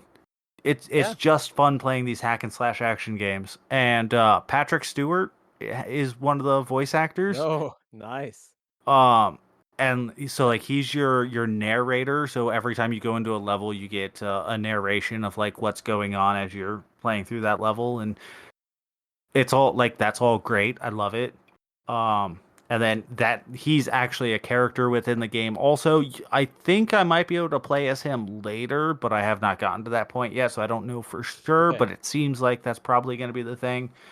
But yeah, you're playing as one of the Belmonts. I don't remember this one's name, and you're trying like there's an invasion of like werewolves and vampires in the world, like there always is, and you're trying to stop it. Like, Cool. And you're uh, playing this on PS3, right? yeah, yeah, I'm playing this on PS3. Um, How's the performance? Is it one of the smooth ones or? oh yeah, it's great. Yeah. I've had no like frame rate drops or anything like that. It looks fantastic. It's a very stylish game, so like there's this weird thing with the PS3 where like that generation kind of in general when games leaned into like heavy style and got really stylized, they hold up and they look really really good even nowadays. Yeah. Azura's Wrath I think is one of the ones that is standout for me of like a game that stylistically looks amazing and continues to look amazing still. And I would put this game not quite at that level, but it has enough style in its character designs and its level design that it's not going for 100% photorealism, so everything still looks cool, everything still looks good. Um and yeah, I've not had any like performance issues. It hasn't crashed on me or anything like that. So, yeah, it runs great, it plays great. I think people who don't like this game like I don't really understand like if you don't like this game like you probably don't like other 3D hack and slash action games from this generation. Yeah, So exactly. Like people are dismissing this game just because it has the Castlevania and it didn't. They had like a preconceived idea of what this game should be, and they're just angry that this game is different. yeah, and I don't think that's fair to what the game is because it is a fun video game. Um, Is, and is like there any? I love the Is old there any? Castlevania Yeah, games. So, yeah, oh, go exactly. ahead. Sorry, And sorry, I keep interrupting you. yeah, no, that's fine. Is there any different strategies for the bosses, or just more mashing, or So I've only gotten to one major boss, and okay? thank you for bringing that up because I completely almost forgot to mention this. The boss of like the first chapter is literally a clone of Shadow of the Colossus. Oh wow. So you're it's this big stone golem, and you have to climb on it and get to very specific points and hit at those very specific points, and it'll like try and shake you off, and you have to press and hold a button to prevent yourself from being shaken off. Like it is literally just playing Shadow of the Colossus. Uh, except it was kind of frustrating because there were times where like it would like the Colossus would go to try and like hit at me or grab at me or something, and I felt like I should be able to dodge out of the way, and maybe I just wasn't able to dodge fast enough, and I would get knocked off and get back down onto the ground, and then have to repeat the whole cycle of getting back up onto like Yeah, yeah, its yeah. next weak point again, which like that happened in Shadow of the Colossus from time to time also, but with the exception of like the final boss in that game, it never felt that frustrating Mm-hmm. in actual Shadow of the Colossus. In this game, the that boss fight was a little frustrating and a little annoying, but I mean, it was still cool that they did something different other than just hack and slash at the enemy until Yeah. it hits a quick time event and then do the minor quick time event, which there are some quick time events, but most of them they're not button sensitive. They're just action sensitive. So it has like a an action meter that like circles in and zooms in on a certain spot on the screen, and you just have to hit any of your face buttons to activate the Oh, quick time that's event instead of having to hit specifically square or specifically triangle or whatever. So I think mhm, that's actually kind of cool that it's not as particular as some can be. mhm. It just Um, guides. It guides the action from time to time instead of just being a yeah, choking point. yeah, and it's more like they do those like when you're grabbing onto an enemy and like trying to do a grapple with them, or they're grabbing onto you, or like a few other contextual things. They'll have one of those quick time events. I mean, there have been a couple where I've had to press a specific button, but it hasn't been a lot, really. It's only Okay. been, like I said, like once in a while. But Cool. yeah, I mean, overall, this game, man, it's just fun. And Cool. Do you think like, you'll see it through the end? yeah, I'm gonna continue playing this one to the end. So there have been. Let me before I go on to that route. Right now, I would put this game into great games. Okay. I I think it's well deserving of that. I'm enjoying my time with it. I could see myself maybe being um like it's supposed to be like 20 hours long. I could see that being maybe a little too long for this style of game, but for now I'm enjoying it and I don't see any reason why I would stop playing it. Mhm. And but that's what I also wanted to mention is that like there's a couple games that I did mention like a few episodes ago, like like Rabby Ribby on the Vita, which I haven't Okay. brought back to the podcast, but I am still playing that game, just I haven't been playing it enough to like have an advanced opinion on it or uh make any other like statements about it. Like my opinion on that game has not changed Okay. in Okay. the additional time that I've put into it. I also haven't put like a lot of time into it. I just haven't really had time to play handheld. just been doing Mm. other stuff. So, um, there are some games that have kind of gotten put on the back burner that I have played part of that I have not come back to yet, and I'll probably try and get back to those sometime. Oh, cool. Well, I'm pretty interested to hear more thoughts about this game because it sounds fun, but does it hold up for like the full length of the game? Who knows? We'll We'll know see. in the future. Yeah. Yeah, it's also cheap too. Like you can get this game for $20. Yeah, yeah, yeah.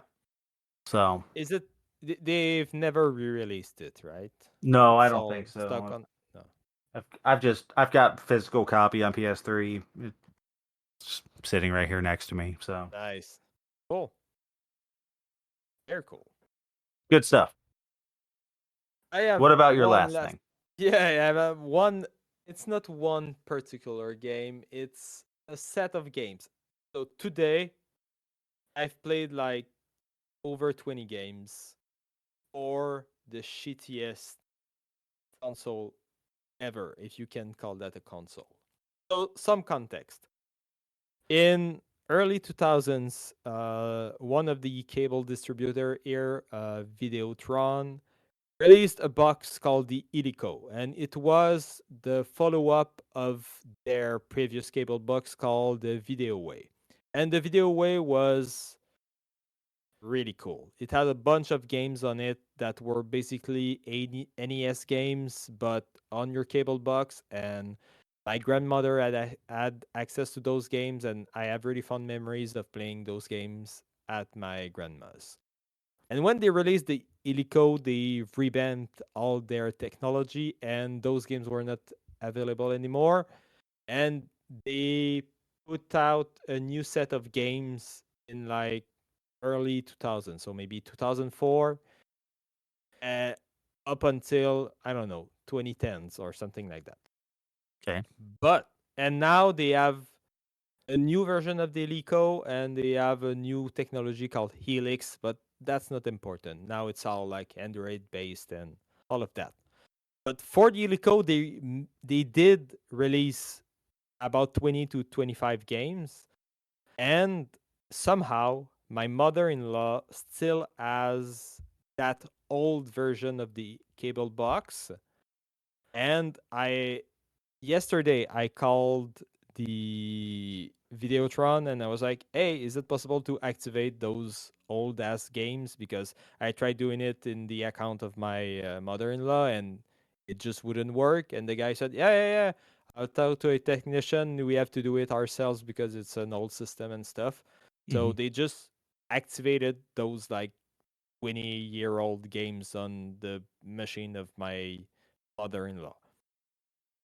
I was a bit skeptical if it was actually going to work, but today I went there and I just spent hours of filming the screen because there's copy protection on the cable box. So I just put my laptop in front of the TV, filmed the TV while I played all those shitty games with a remote in infrared so I can actually archive those games because there's literally no footage of those games on the internet. I Oh might wow. be like the only person to have played those games in the last 15 years.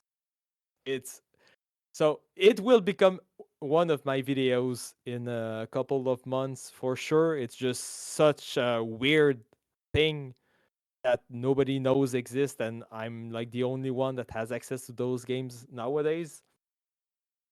So I will do like a quick run through of what I've played. There's like three different categories of games. There's card games, casino games. So I played a bit of poker, blackjack, backgammon, solitaire, all like the basic dad game from your computers. Right. Those were there, and it's kind of fascinating because those games don't have any music because the idea is that there's a little screen in all of those games where you can watch the television at the same time as you're playing the game. So they would actually be kind of perfect streamer games because there's a big spot where you can put your webcam while you're playing the games. So Right. that's pretty cool. So I played those. It was all right. I mean, they were exactly what I was expecting, like card Right. games, and they It's played like poker. card games. Yeah. Yeah. Then there's a set of like arcade games, and they're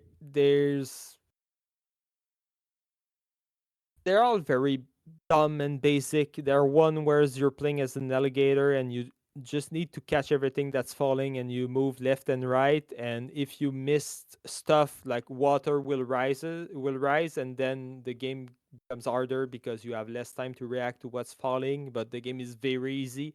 I played for like 5 minutes and I was still at the bottom of the screen, and it they are like levels. It says I reached like level 11 and I was like, okay, if the game just continues playing when I'm level 11, probably there's no end, and it's just to have an idea of how fast the game goes.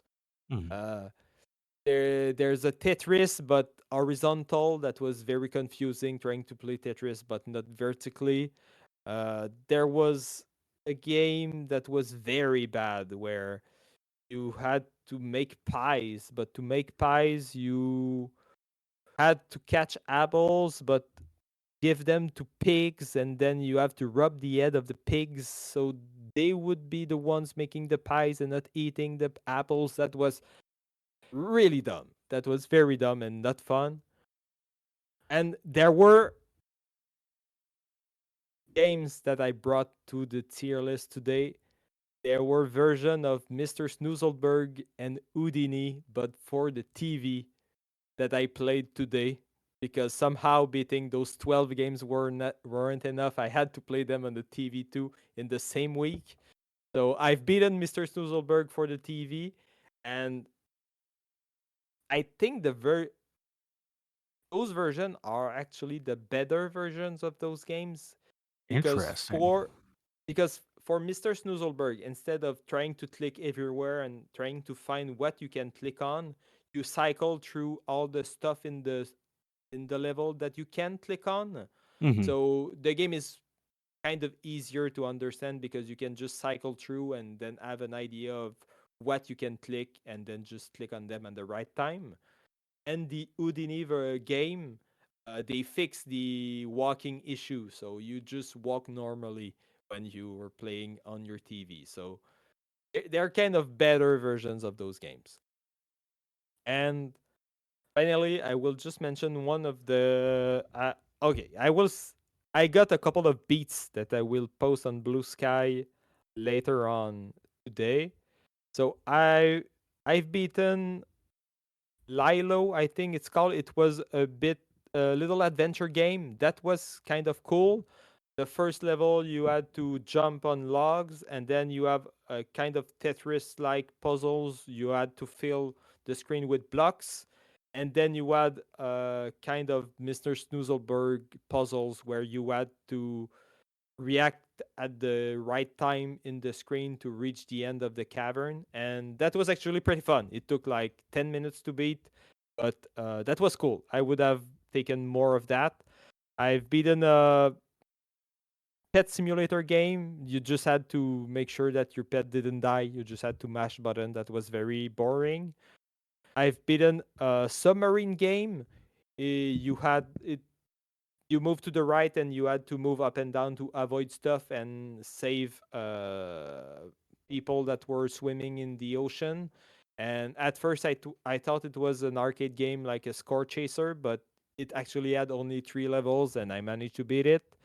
I've beaten Mr. Suzerberg. I've beaten also another game that was like Mission Mars Go, and it was a bit like the Bioshock mini game that you were talking about. So you had to link two stuff Hmm. to stuff at the different sides of the screen, and you just had to do that for like 12 levels, and you got the beat. That was all right, I guess. And yeah, I also beat the computer at Battleship, but it was like Battleship but with a theme of a castle, and instead of ships, there were treasures that you were hiding from Nice. another king. And I also won at Reversi, the board game. Yeah. So I used to play Battleship, and sometimes what I would do was I would mark where my opponent had shot on like my board, so that I could move my ships in places where they hadn't shot yet when they shot into a place where my ship previously was, to prevent them from like actually hitting my ships and make them feel like they were extraordinarily unlucky. So I would cheat. The cheater route, yeah. That's why you play with the computer. You cannot cheat once you've placed those ships. So yeah, playing like for 3 hours straight, cheap like flash games with an infrared controller isn't the best. I don't understand. I don't. I would have never have spent any money on those games. Like now, I spend like $5 to have access to those games for a month for research and to be the only guy that has access to those games on the internet and in the world. But other than that curiosity, it was very bad all across the board. There was like a couple gems, the version of Snoozleberg and Houdini, that adventure game that I mentioned, but other than that, it was very boring stuff. Just so you said that there's games. copy protection on the cable box. I wonder if so like I have a capture card that does the HDCP stripping for PS3 because that had copy protection on it, so that you couldn't like stream Blu-rays that you were playing or whatever. But I wonder if using a capture card or another device to strip out copy protection, if you would actually be able to capture directly from the box. Yeah, I want to buy a stripper or a stripper. I want to buy a stripper. Nice. Yeah. But yeah, I want to buy one of those devices so I could actually record the raw footage from the screen to have a great archive of those games. But yeah, I didn't have it. I only had my capture card, and like the capture card says copy protection. Please do not use an HDMI splitter to to bypass it. So they're basically telling you what to do. So yeah, I will buy one and will replay all those freaking games at another time. So I have great archives of those games. But I'm just they were bad games, but I still had fun just because that's a piece like of gaming history that I will be able to preserve. So that's good, but it wasn't really worth the effort. Those were mostly bad games and just copy of games that already exist. All right. Where are you putting them on the tier list? Oh, it goes back in the trash. Don't play those games. All right. As a whole, back in the trash. Cool. That sounds fair. Yeah. Yeah. All right. Let's go ahead and move into hobby time.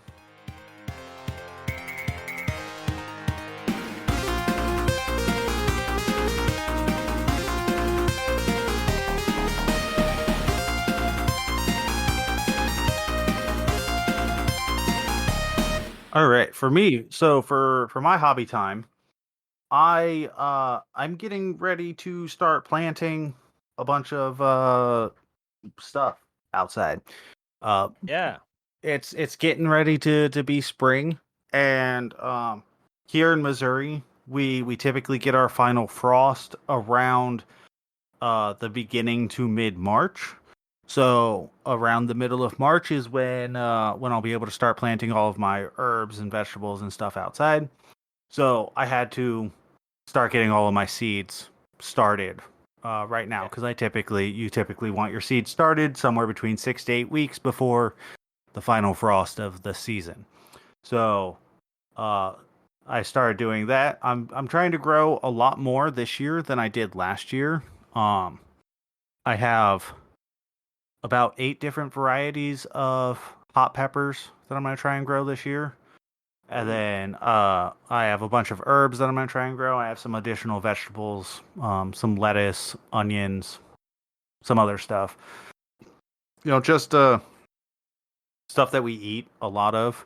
And, it's kind of both a way for us to save some money if we end up getting these, get this produce like growing in the backyard, but also like I kind of just like growing stuff for the hell of Yeah. it. So, um, so I did that. I got a bunch of seeds planted last weekend, and today I was checking on them, and like some of the herbs have actually started sprouting a little bit. So I know at least some of the stuff is actually growing. It always takes a couple of weeks to actually find out for sure if all of the seeds that you planted are actually growing. Mm-hmm. But on top of just that, I also built a stair step herb box for myself to keep out on the back patio. Yeah. Where do you did you start them inside, or do you have a garage, or I where do started them you? inside. Okay, So okay. I just bought one of like the seed starter kit things that you can buy from like a hardware store. They have Yeah, the like peat moss that expands in water, and then you just plant the yeah. seeds inside of that. Yep. Mm-hmm. And then I just have that sitting on top of my refrigerator because it gets kind of warm up there on top of there because you have Yeah, the vents from the yeah, back of yeah, the HVAC there. So it that heat pumps the heat out through the back of the refrigerator, so that rises up yeah, and yeah, gets yeah. into that. Um, so yeah, that's where I have those at right now. But Cool, cool, cool. Yeah, because I know when we try to start some seed inside, what what I've found, or I mean, I'm not really good with plants, but what I've understood is that there's those seeds are used to like start outside, but inside you have like a constant temperature, so they're they're used to kind of sleep at night and have like cold weather, so mhm. they don't. So basically, what I want to say is that they grow faster inside because it's always warm and not it's never cold. So that's why I was asking if you were doing it inside, but I think you have more experience than me with that. Yeah, so like I don't remember what the exact term is, but like there's a way that you're supposed to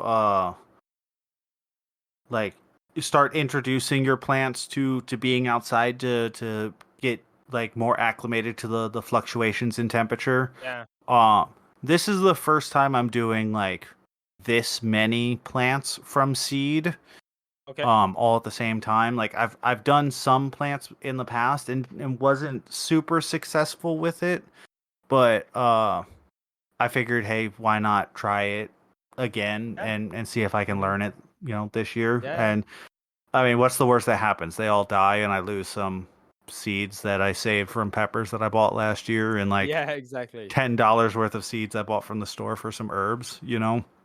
Yeah. It's So worth trying.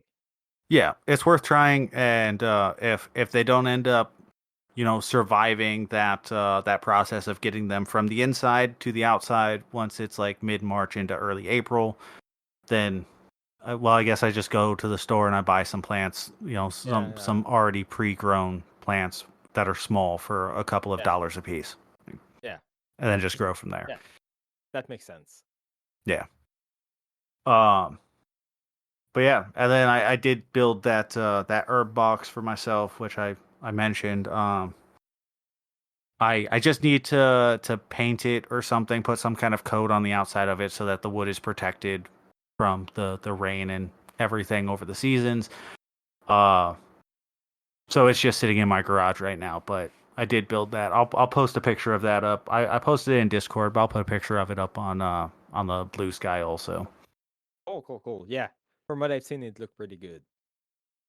Job. Yeah. And I will say with the Blue Sky, I think I'm actually going to go ahead and download that onto my phone. That way I can be a little bit more interactive with it. I was trying to keep it off my phone because I kind of don't like having social media on my phone. That way I'm Yeah. not fucking with it. But I found that just having it on the PC, I No. end up not getting onto Blue Sky like ever. Mhm. You could always So just log in without having the app. You could always just use the website, I guess. yeah, I could. I was thinking that I'm gonna keep all this in. I don't care. I think what I'm gonna end up doing is like putting a timer on my phone for myself of like Yeah. a parental control app or whatever. That way I'm not spending a whole lot of time on there. But it Yeah. would be. I think it would be helpful for us to for me to have that little bit more of a presence on Blue Yeah. Sky and be able to interact with people a little bit more often, be able to try and spread the word about the podcast a little bit more. True, true. Yeah, same. I'm very terrible with social media. Yeah. I only log in on to Blue Sky while I post my beats, and then I see that Kurgan just liked everything that I shared, and I as answered. I'm like, yeah, I'm not really checking what the other people are doing, just posting my stuff. Yeah. All right, or that was all for your hobby time. Yeah, that's all for my hobby time. Uh, Just just fucking with plants. yeah. Getting ready. I'll be building more boxes cuz like I don't have enough planters or boxes or anything to hold all of the stuff that I'm trying to grow this year. So over the next month, a lot of my time is just going to be spent in the garage, uh, building more planter boxes. So Yeah. Well, that's a good project. yeah, should be a lot of fun. Like I enjoy doing it. So Yeah. but yeah, Sweet. go ahead. Yeah. So on my end, I won't talk much about it, but I've done a lot of scripting for my videos, and I've also done a bit of photoshopping for my YouTube channel. And with that, ended up I stumbled onto a website called 3D GIF Maker because I wanted what. Yeah, I was working on my next big video for my channel, and I wanted to do just a simple animation of a trophy rotating because I'm like giving awards to the best arcades that I went in Quebec City. So I Hmm. wanted to do a little animation, and I found that website, and I really liked all their effects that were available there.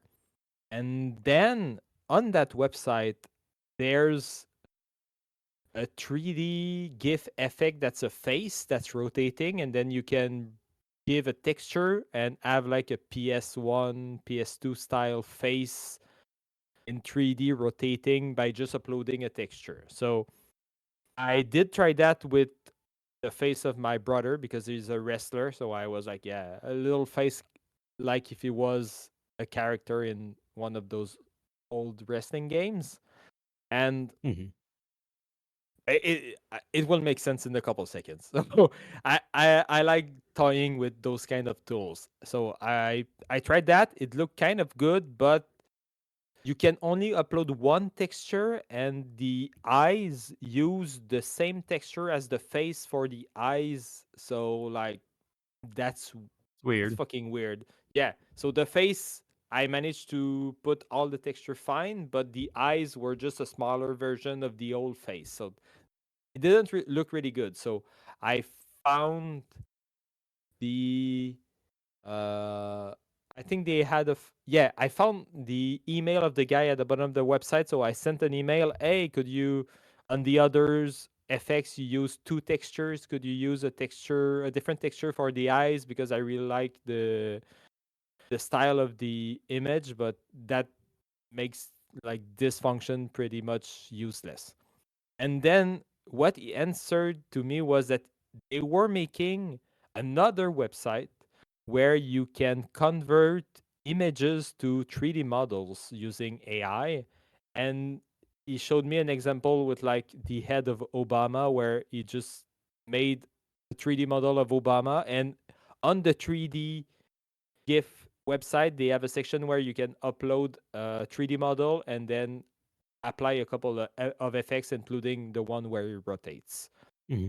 So I ended up stumbling into the Hyper 3D website where you can turn images into 3D models, and it works so well. It's kind of amazing.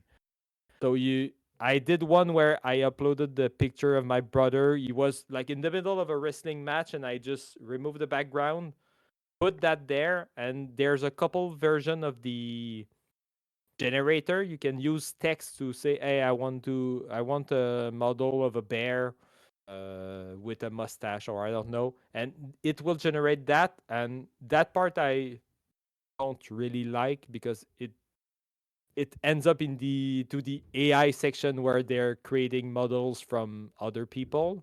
But the other version, you can upload a picture, and then the AI will understand what the picture is, and you can either provide only one picture or provide picture from each sides and the back, so you have the idea of the whole 3D object. But for my brother, I just uploaded that picture. He realized that it was a person, that he had like a wrestling costume and it was in a victory pose, and he just transformed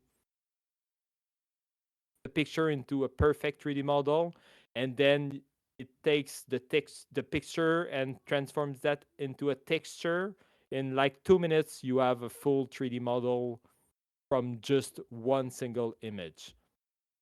And so I did one for my brother. I did revamp the character of my avatar from my YouTube channel, and I turned that to a 3D model, and it looks also perfect. It's kind exactly the same stylized version, and Mhm. yeah, I think it's super fun, and I think it's on the line of being fair use because I'm providing the art and the AI is just like extrapolating, oh, that's a nose, so it must have this shape. So Right. it's like it's more about facilitating the tedious work than just like I know there's the text to 3D model. I don't really like that version, but when I'm providing the art and just extrapolating that my face is a face, I feel that's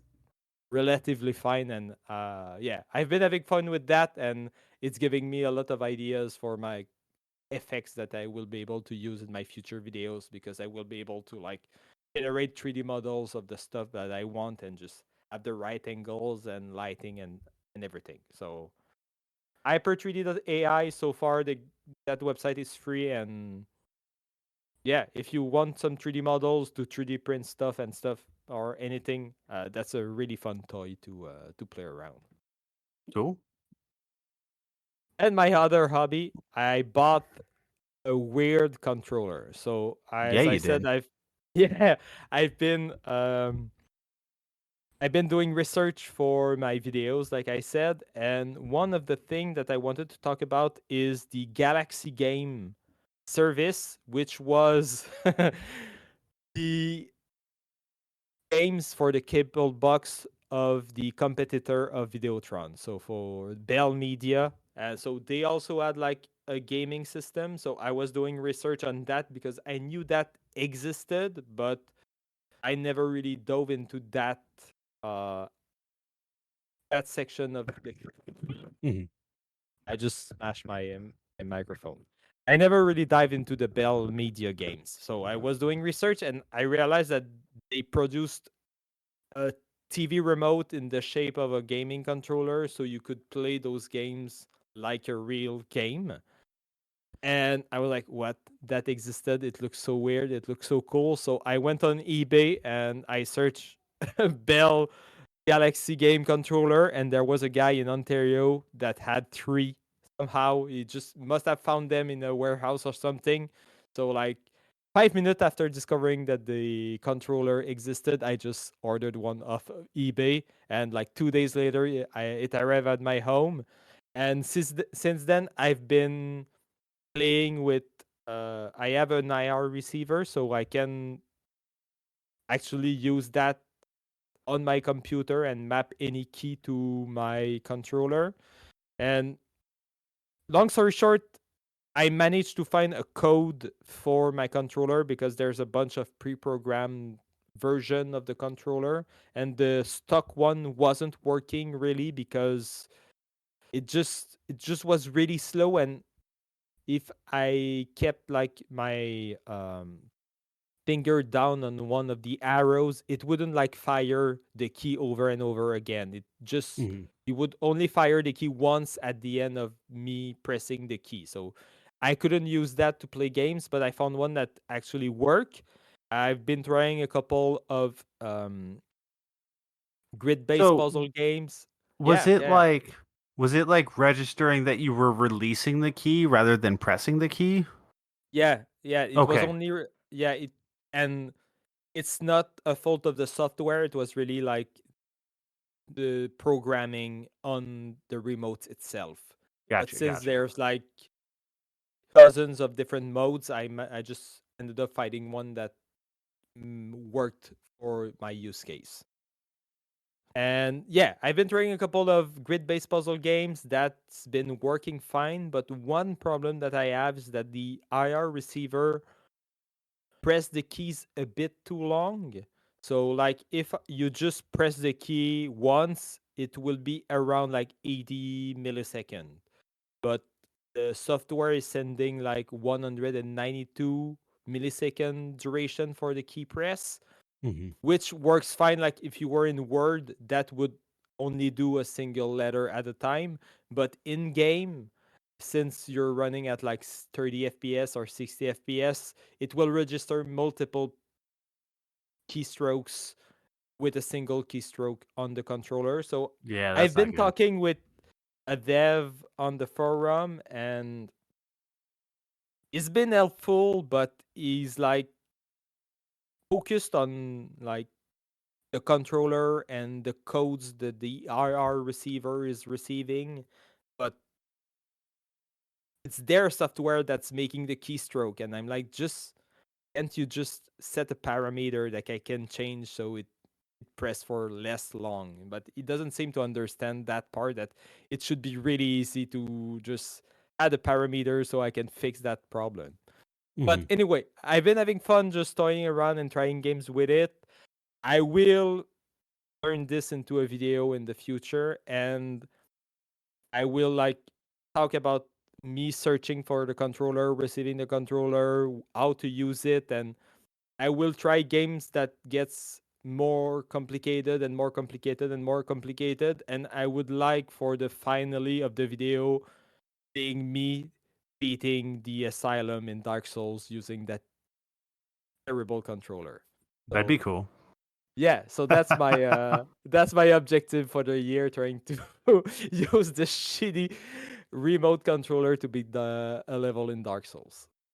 Yeah. Well, I mean, if people can do it with like the Donkey Kong bongos and a Guitar Hero controller, you ought to be able to do it with a controller that actually has face buttons. Yeah. I'm sure it's possible. But yeah, I think it's gonna be fun. Yeah. All right. Cool. That's it for your hobby, right? Yeah. That's it. Sorry, I have a lot to say this week. No, not a problem at all. All right, let's go on to Loot Box.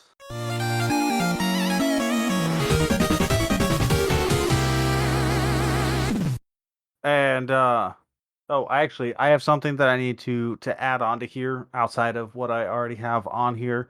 If you want to hear me talk about horror movies for like 2 hours, I was on the Split Up podcast with Dylan and Mook, and we talked about two movies. We talked about Demons and Night of the Demons, which are two really great movies from the 80s.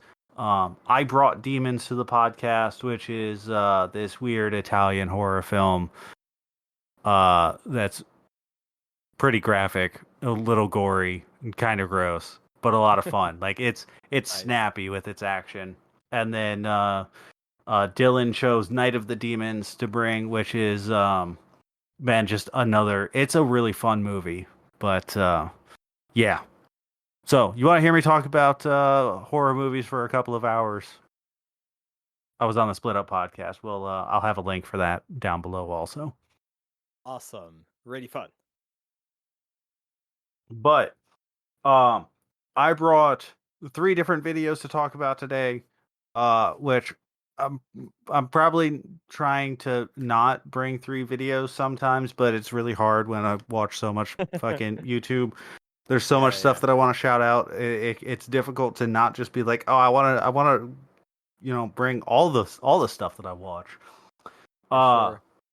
But first channel I want to talk about is a channel called Press A, and this is a video going into the Donkey Kong Country speedrun that was recently done in 8 minutes. Like there was some new skip found that allowed them to save some more time in Donkey Kong Country, which is pretty cool. Yeah. Press A does a lot of videos about like Pikmin challenge runs, and yeah, he's great, and he's been spanning out from just the Pikmin content. And I'm not even a fan of Pikmin, but I watch his Pikmin videos anyway. Yeah, I've never I played totally those agree. games. They're great. Yeah. I like the first Pikmin, but yeah, the guy has just a way of talking about those challenges. It's very fun. Yeah, he's cool. I've been enjoying watching his channel for a while now. And then second channel that I want to shout out is a channel called The Golden Bolt. Max, are you familiar with this game? The Golden Bolt or Spyro? Yeah, The Golden Bolt. No, I don't think so. Okay, so he got started doing like hour-long retrospective videos on the Ratchet and Clank series, which is one of my favorite series of 3D platformers on the PlayStation 2. Like those are top tier, like some of the best games on that console for me. And he's been continuing to go on and talk about other 3D platformers primarily in his videos, and his latest one was about the first Spyro the Dragon and why that game is so good and why there's not really any other games that are quite like the first Spyro the Dragon. And it's a great in-depth look into like why that game feels so different, because Insomniac at that point in time was a really small dev team who really didn't know what the fuck they were doing and made a really cool game. Yeah. So that's great. His whole channel's great. Like, go watch his stuff. He had a great video a while back about like the weird history of the Mr. Driller games, which is also really cool. That's besides the point. One last channel to shout out is a channel called Your Favorite Son, and his channel is a mix between like these long form deep dives into a very specific individual subject, and then he also does these videos where he plays a bunch of poorly reviewed Steam games, and he'll go through like and play 10 poorly reviewed Steam games and just talk about them, what they do good, what they do bad. Like, I found so many recommendations that are on my wish list now from watching this guy talk about these games, because like I look at the podcast you're listening to, we like shitty games. So yeah, exactly. But this video is not talking about shitty games. It's a video. It's Cold Out Here, and it's a history of video game strategy guides, and it was just a really in-depth look into like how strategy guides got started and how they changed over the years, and like the kind of interaction and interplay between like Brady Games and Prima Games and GameFAQs, and how all of those kind of worked with each other and against each other at the same time to produce the landscape that we're at now, where like, there's not really strategy guides anymore except for video walkthroughs, which some of us like me don't like. I'd rather just go to GameFAQs and look at a text-based walkthrough. Yeah. Good. Sometimes it's easier to see, sometimes it's easier to type. It's yeah. But that sounds really cool. I think I'm gonna watch that for sure. You should. Yeah. You should watch all the videos that I recommend, but I also understand if you don't. Yes, so sometimes it piques my interest more Right. than other time. And No, yeah, I we understand. yeah, but we have very similar tastes. So when you say a video is good, I have no trouble believing that it is. Yeah. All right. All What right. about you? Yeah, I have a kind of a team, two videos that are basically on the same format. The first one is from Bobby Ivar, and it's called I Spent 1 Year Remaking Super Mario World in 3D. And it's just brilliant. The guy really he really reimagined the first two levels of Super Mario World, but as a 3D linear platformer in the style of Super Mario 3D World. And this is maybe the best reimagining that I've seen. Like I've seen a lot of those type of videos where people are Mhm. reimagining older games, but this one, it's like incredible. It just looks and feel like Mario World, but it also feels really new and really polished. And Nintendo should be hiring this guy to make a full remake. You should go check that video. It's Yeah, that sounds absolutely great. incredible. Yeah, and I Unfortunately, the Nintendo's not like Sega, and they don't like to hire their yeah fan creators. You know. yeah that's a shame because Yeah, it sometimes. is. And this guy only has 3 videos. He reimagined Metroid in 3D. He reimagined Plant vs Zombies in 3D, and now Super Mario World. So he releases about one video a year, and all those videos so far have been on the same format, and they're always great. But now Yeah, that I'm video gonna about check Super those Mario out. World, yeah, you should. It's really well edited. It's not. It's very short, and it's really peak. Like I want to play that version of Mario World so bad. Cool. And my second shout out is TeddyRoseKidd, and he made the same kind of video, but this one is I remade Super Mario Land 2 but in HD. So basically he remade level the first two levels of Super Mario Land, but he scaled all the sprites by 4. So it's like if it's really like watching an HD pixel art version of Super Mario Land. Nice. And I'm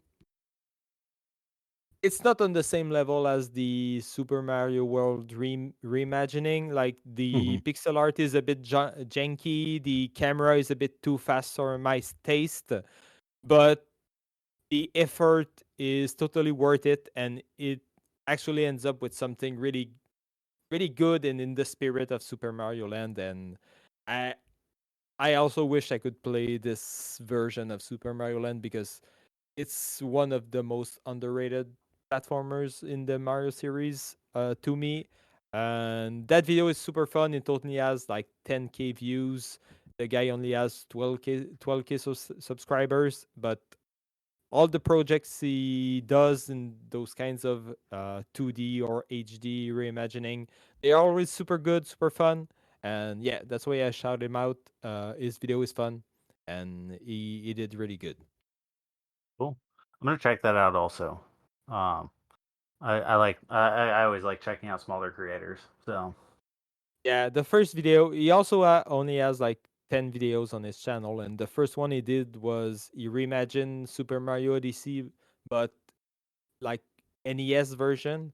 And that was really fun too. But that was like 3 years ago. So all that's why right, I'm not shouting it out, but you should watch it too. Yeah. all right, awesome. Let's go to emails.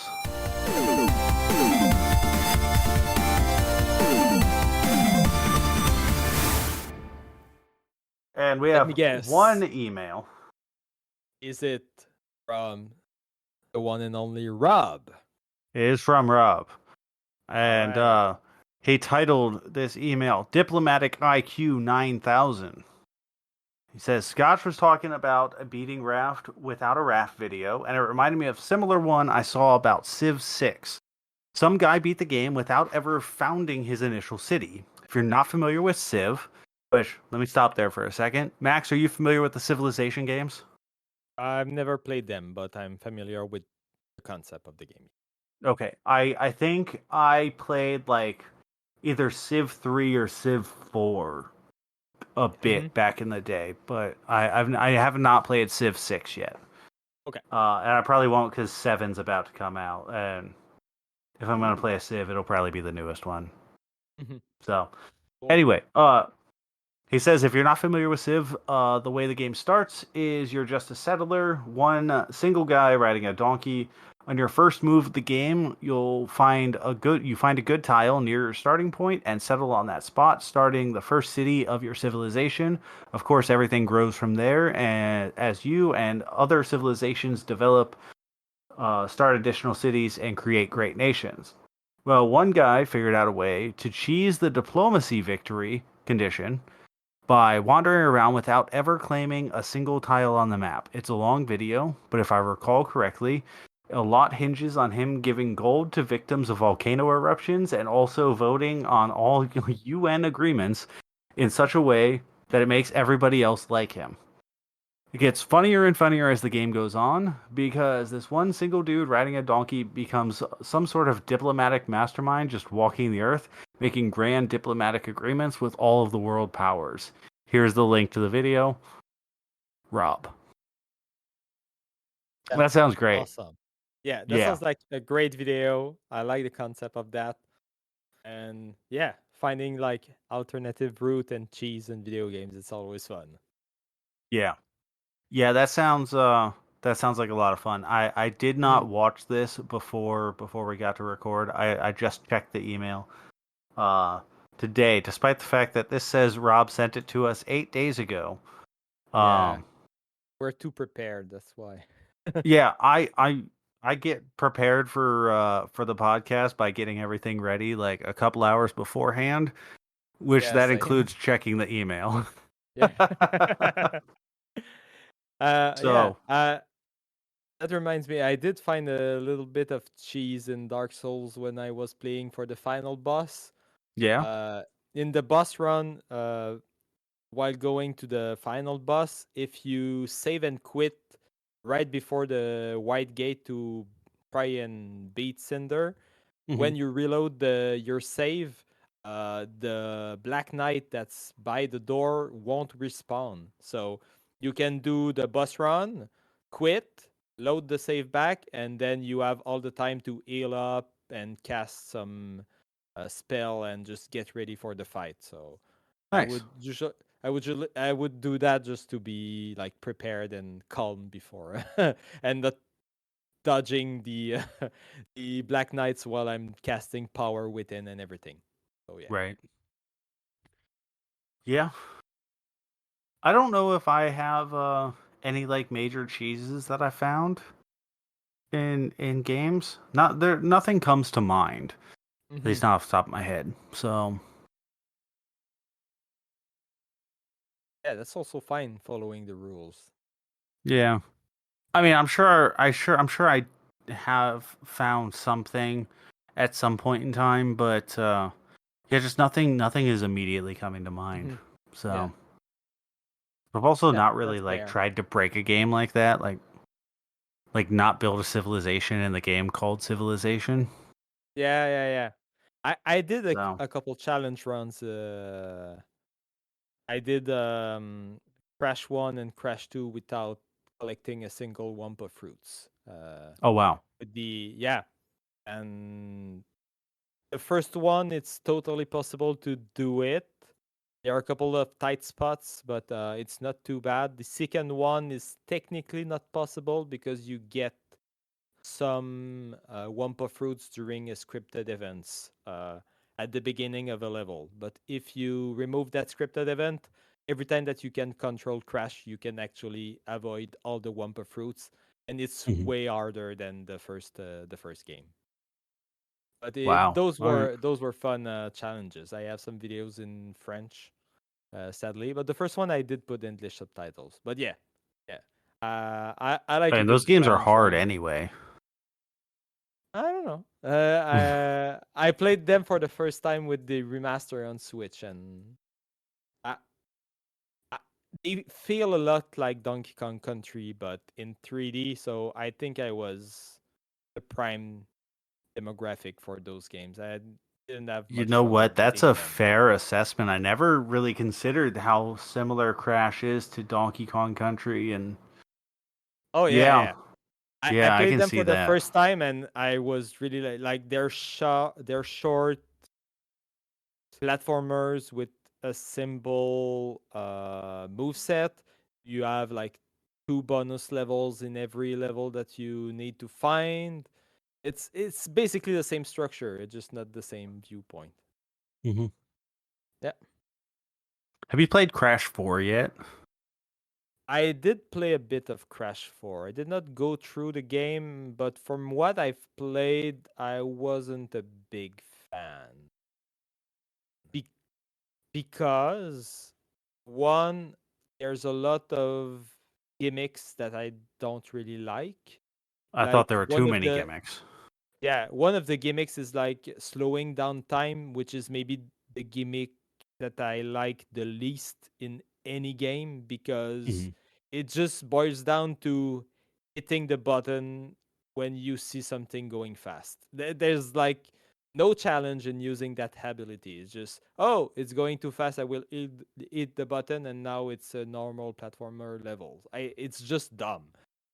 And I thought the levels were too long, and the Wampa, not the Wampa fruits, but the collectibles were way too hidden for no reason. Like you, you cannot. Some of those collectibles are like hidden outside of the screen, and you have to follow a guide to learn that you can jump on a lantern that will make you jump outside the screen. It's just dumb. You cannot really do Yeah. the 100% route just by following the game. It on what side it wants to be a crash game, and on the other side it wants to be a 60-hour game that can last you for weeks and weeks because that's what AAA video games are nowadays. So I think it's kind of stuck in the middle. It should have either not been a crash game or just simplify a hell lot of the game to be a better crash game. Yeah. The last few like worlds of that game were infuriatingly difficult. Oh yeah, Um on top of like everything. yeah, I got so mad playing that game. Like Oh, unreasonably mad playing that game. Like that game made me more angry than probably any other modern game that I've played in the last 5 years. I can see that. Yeah. Absolutely. Plus, if you wanted to do the 100% route, you'd have to play like every levels at least 4 times because there are Oh some yeah. unlockables that aren't there on your first run through, and then you unlock like a special version of the same level, but sometimes the gimmick is just that it's not the same color. They're just forcing you to beat the same level again, and then you have to do it again for the relic. So yeah, it's dumb. It's dumb. No game should make you play the same levels like 4 times, and that's only if you're perfect. Because if you're not perfect, you can play each level like 10 times until you've Right. got everything. So yeah. Yeah, there was no way I was gonna 100% that game.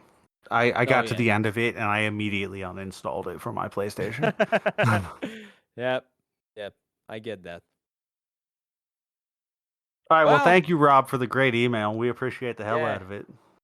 Always, always. We will send back the favor. I'm sure. Sometime soon. We'll do Sometime. Yeah. it. Yeah.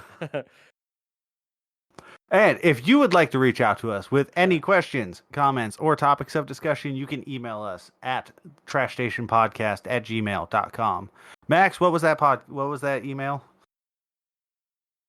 Trashstation@gmail.com. It's What? the trash station at Yeah. gmail.com. Thank you. Yeah. That is. No, that's not what I said. No, you said trash station.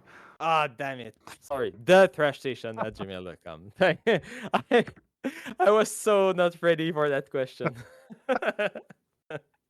All right, and we would like to And thank Heath Aldrich for our intro and outro music. You can find a link to all of his music on on his Bandcamp page, not our Bandcamp page, his no, Bandcamp yeah, page at heathaldrich.bandcamp.com.